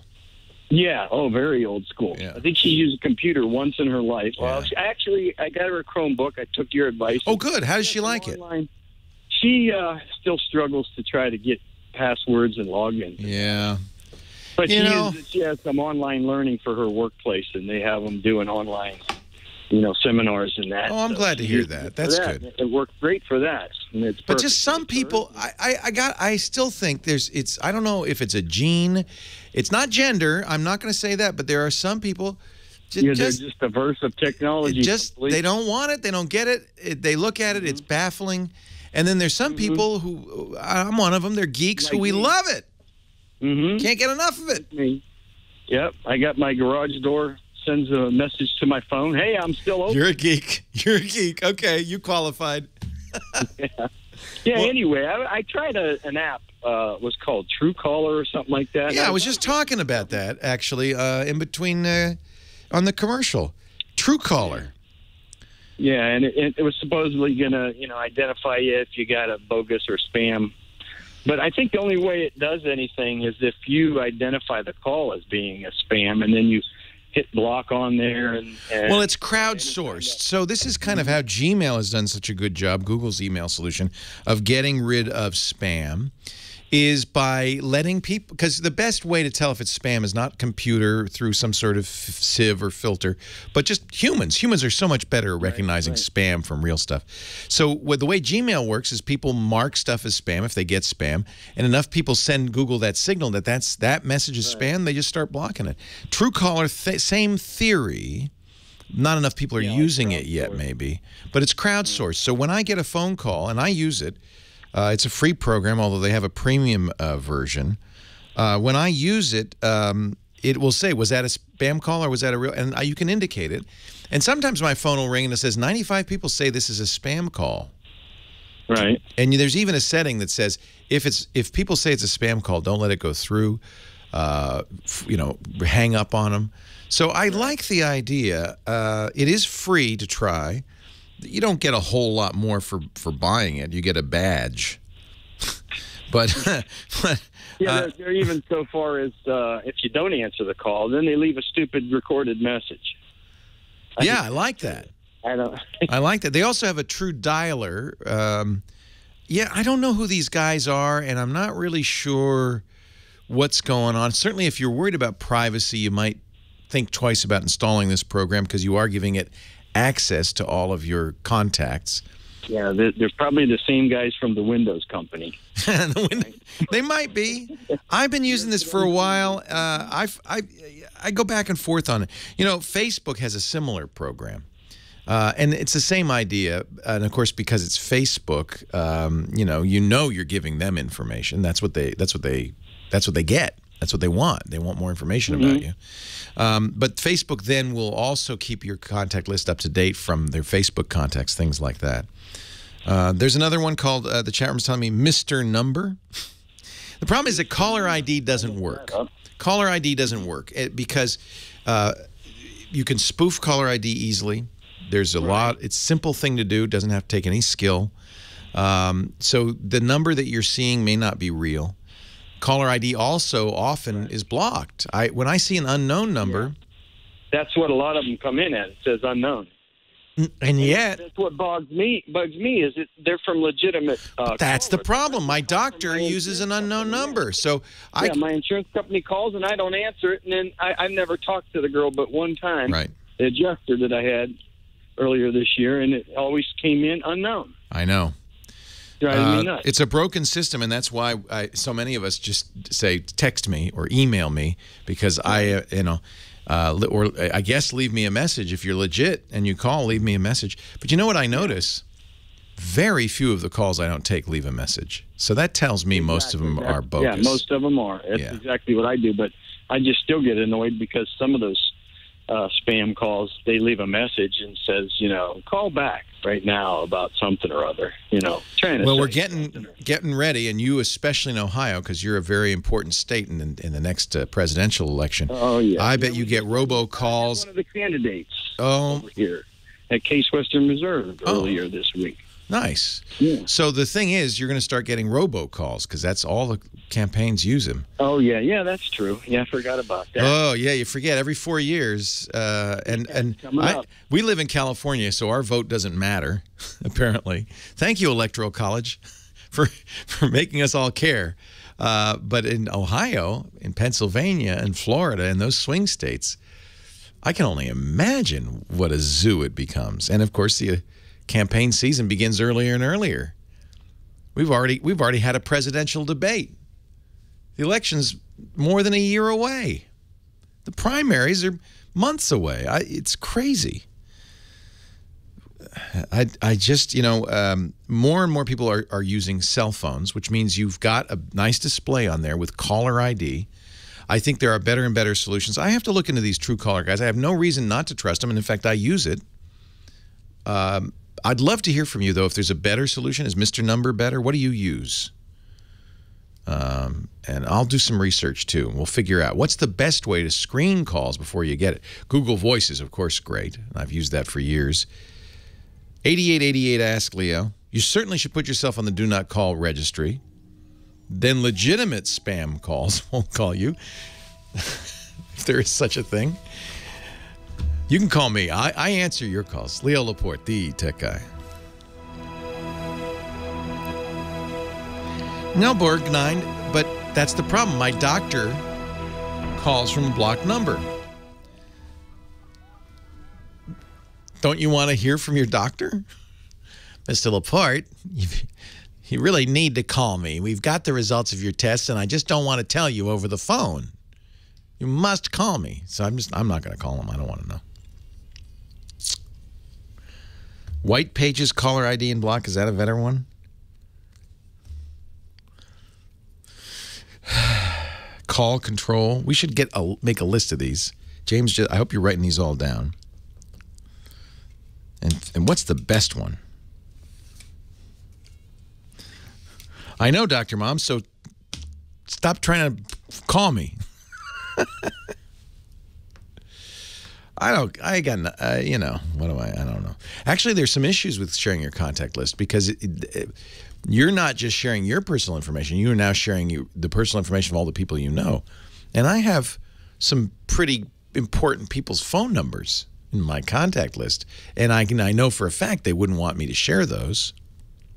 You can leave a message saying, "This is your doctor. Please call me." Surely you can do that, Dr. Mom.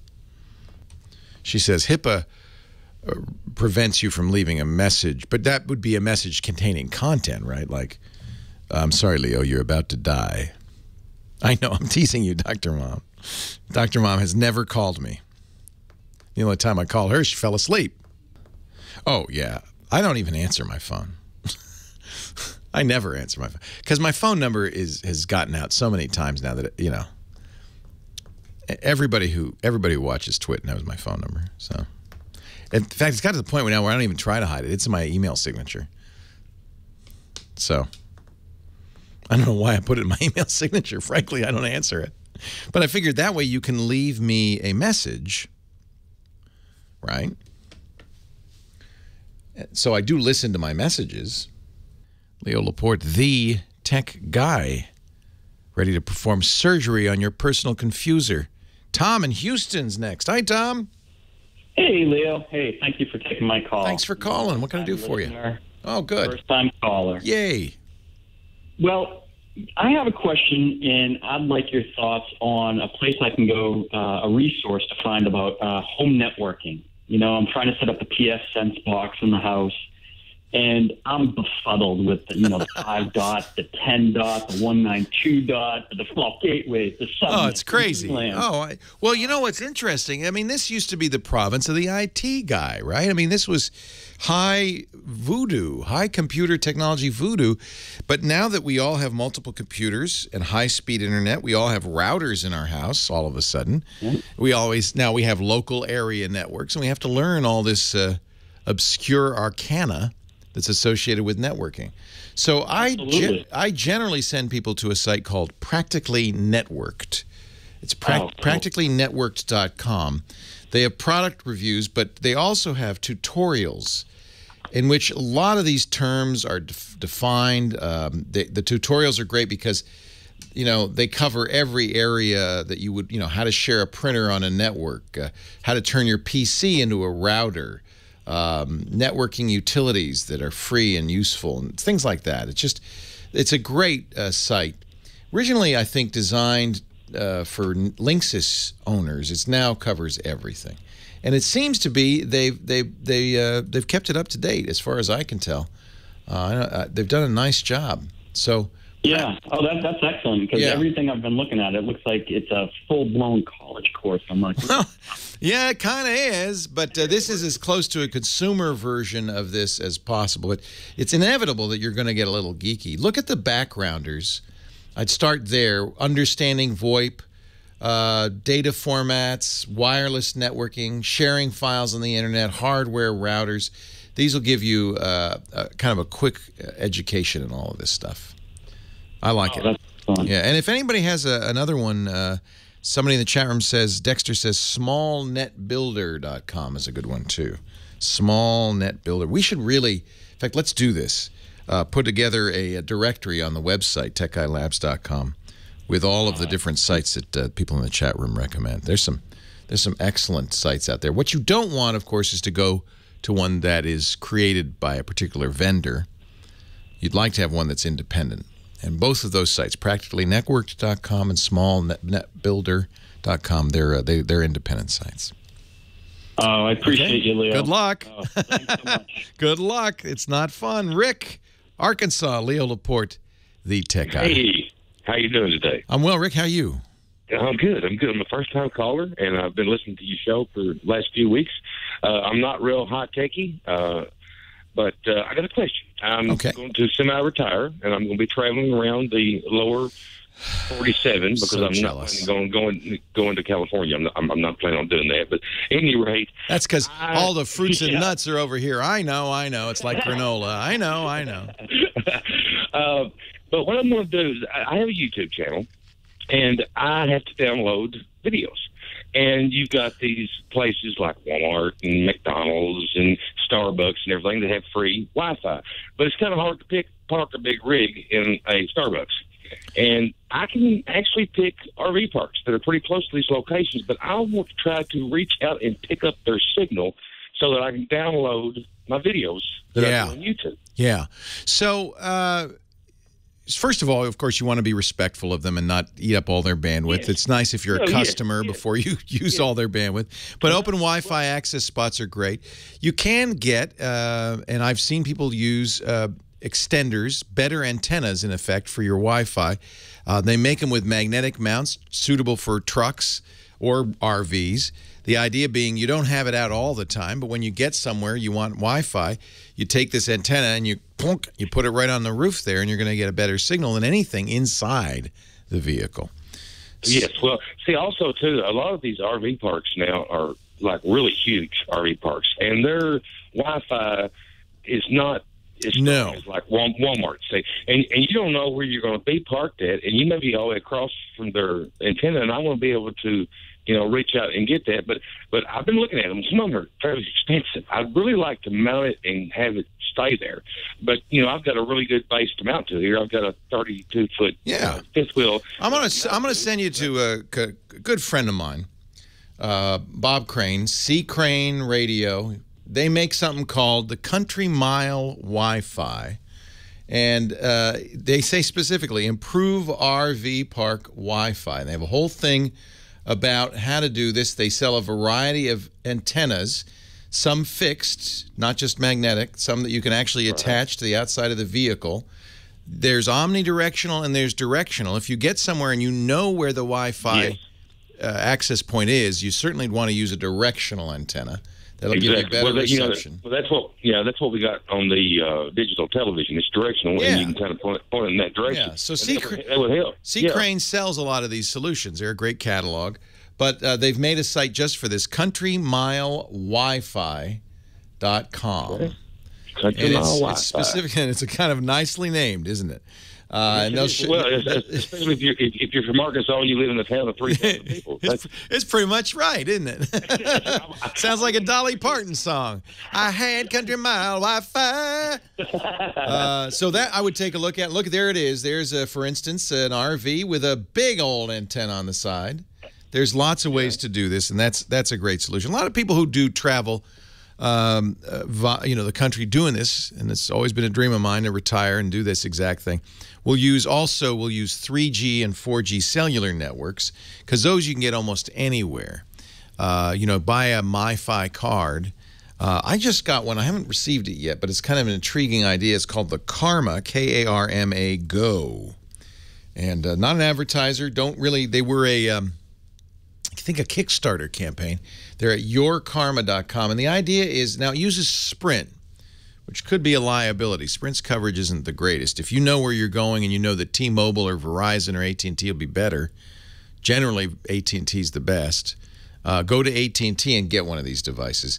The thing I like about the Karma Go is you pay as you go. So it's a little more expensive, but it's $15 per gigabyte, but you only pay for the gigabytes you use.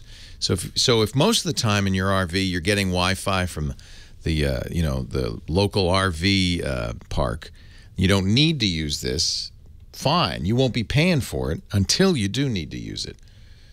First gigabyte's $14. You get 5 gigabytes for $59, 10 for $99.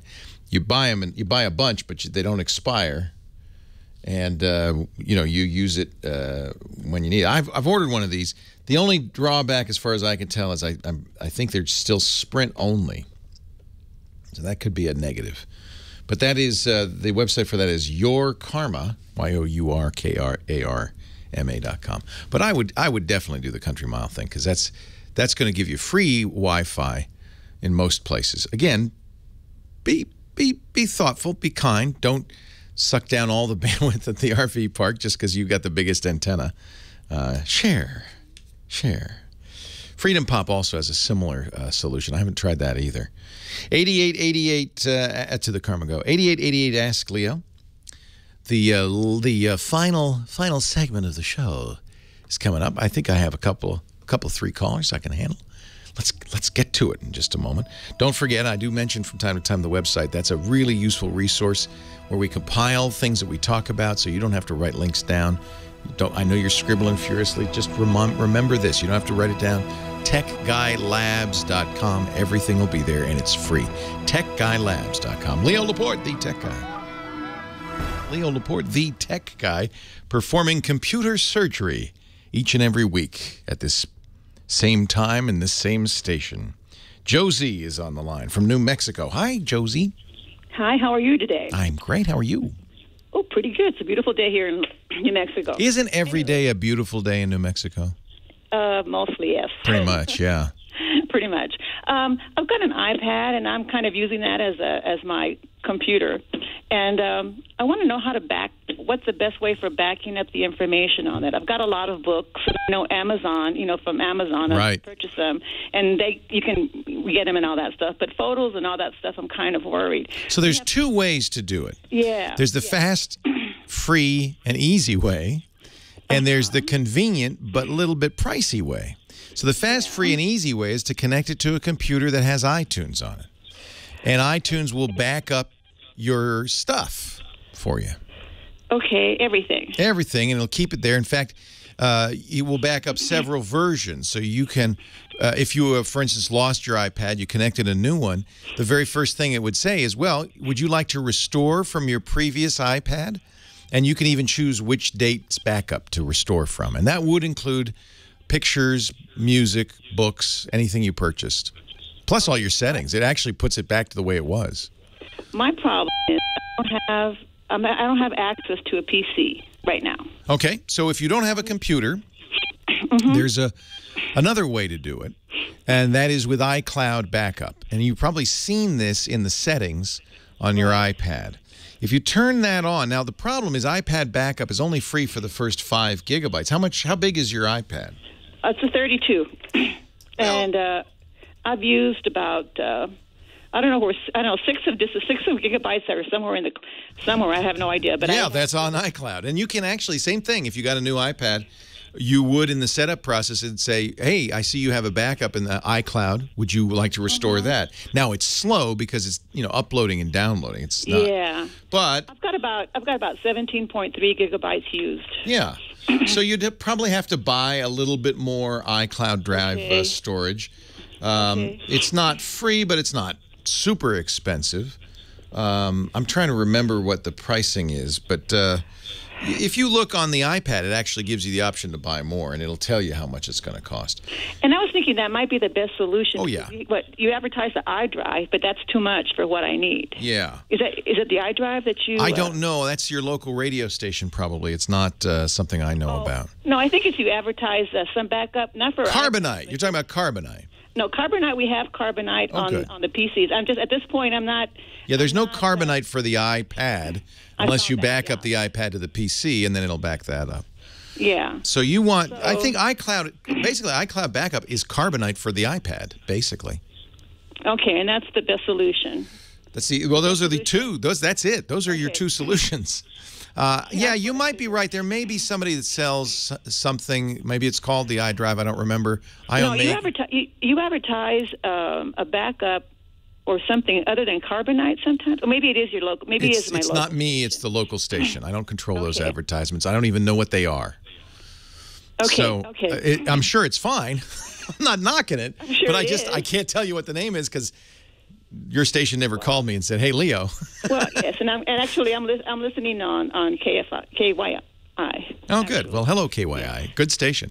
So there are other ways to do kind of more manual backup, like OneDrive from Microsoft. You can put that on there. In fact, I would look at that. If you have a Microsoft Office subscription, that's a great deal. OneDrive is unlimited free backup if you pay the $8 or more a month to have a Microsoft Office subscription. So that's an easy thing to turn on. You put that on your iPad, and it'll back up photos, documents. It won't probably back up the audiobooks you've purchased. That's the problem. OneDrive and other third-party solutions, non-Apple solutions, can't access every part of the iPad. The only thing that can access every part of the iPad is Apple. There may be a hardware solution that I'm not aware of. I seem to remember at various conferences seeing drives you could plug into the. Tell me if I'm wrong, chat room, that you could plug into the airport. I'm sorry, the port on the iPad, the Lightning port, and it would copy. Can it copy data off of it that way? Maybe you can. In my opinion, there's really two ways. There's direct to a computer using iTunes, and there's OneCloud or iCloud Drive. Not cheap, but certainly convenient. I'm just looking to see the prices. Apple is not very forthcoming with these. We made a table, actually. It's kind of cool. We made a table of costs per year per terabyte. I should put this in our show notes. This was really useful. We did it yesterday on our new Screensavers show because somebody called with a similar question. Cost per year per terabyte of data. Let me see if I can find that.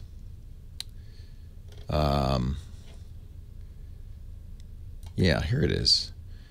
And because it's not easy to gather all that information together. So Amazon's Cloud Drive, they offer a free for your Prime members, free photo backup. But if you want an unlimited of everything, that's $59.99. Let's say $60 a year for a terabyte.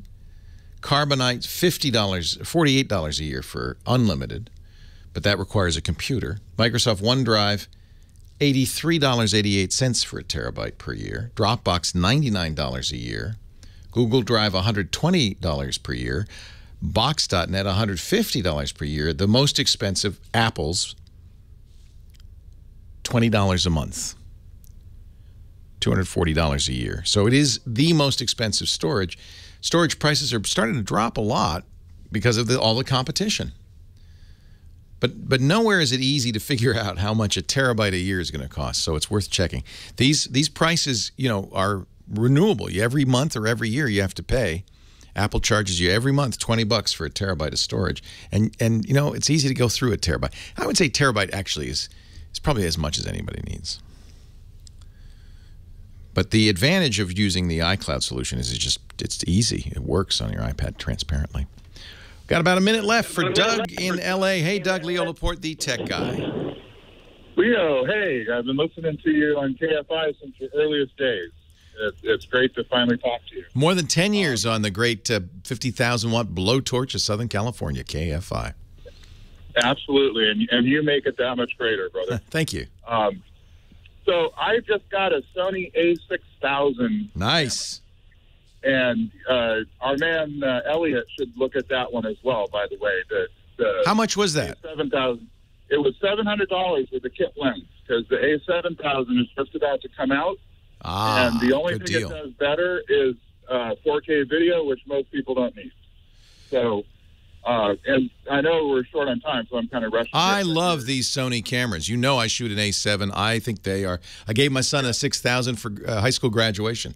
Highly recommend it. It's an amazing camera. Yeah. And it shoots amazing video, which is my question. So the AVHCD format, which is the best format that it saves natively, is new to me. And it comes in a package. So I shot. It's a very standard. It's a very standard format.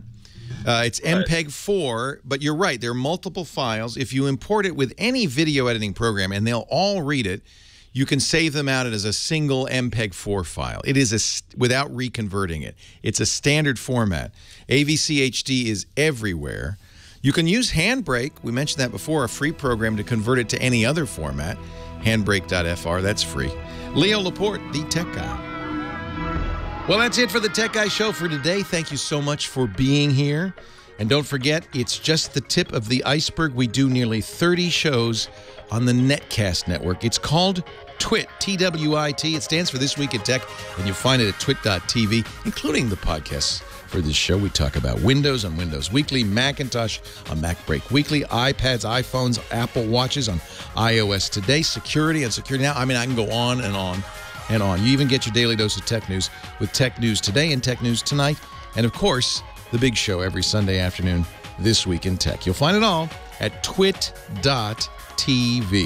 And I'll be back next week with another great Tech Guys show. Thanks for joining me. We'll see you next time.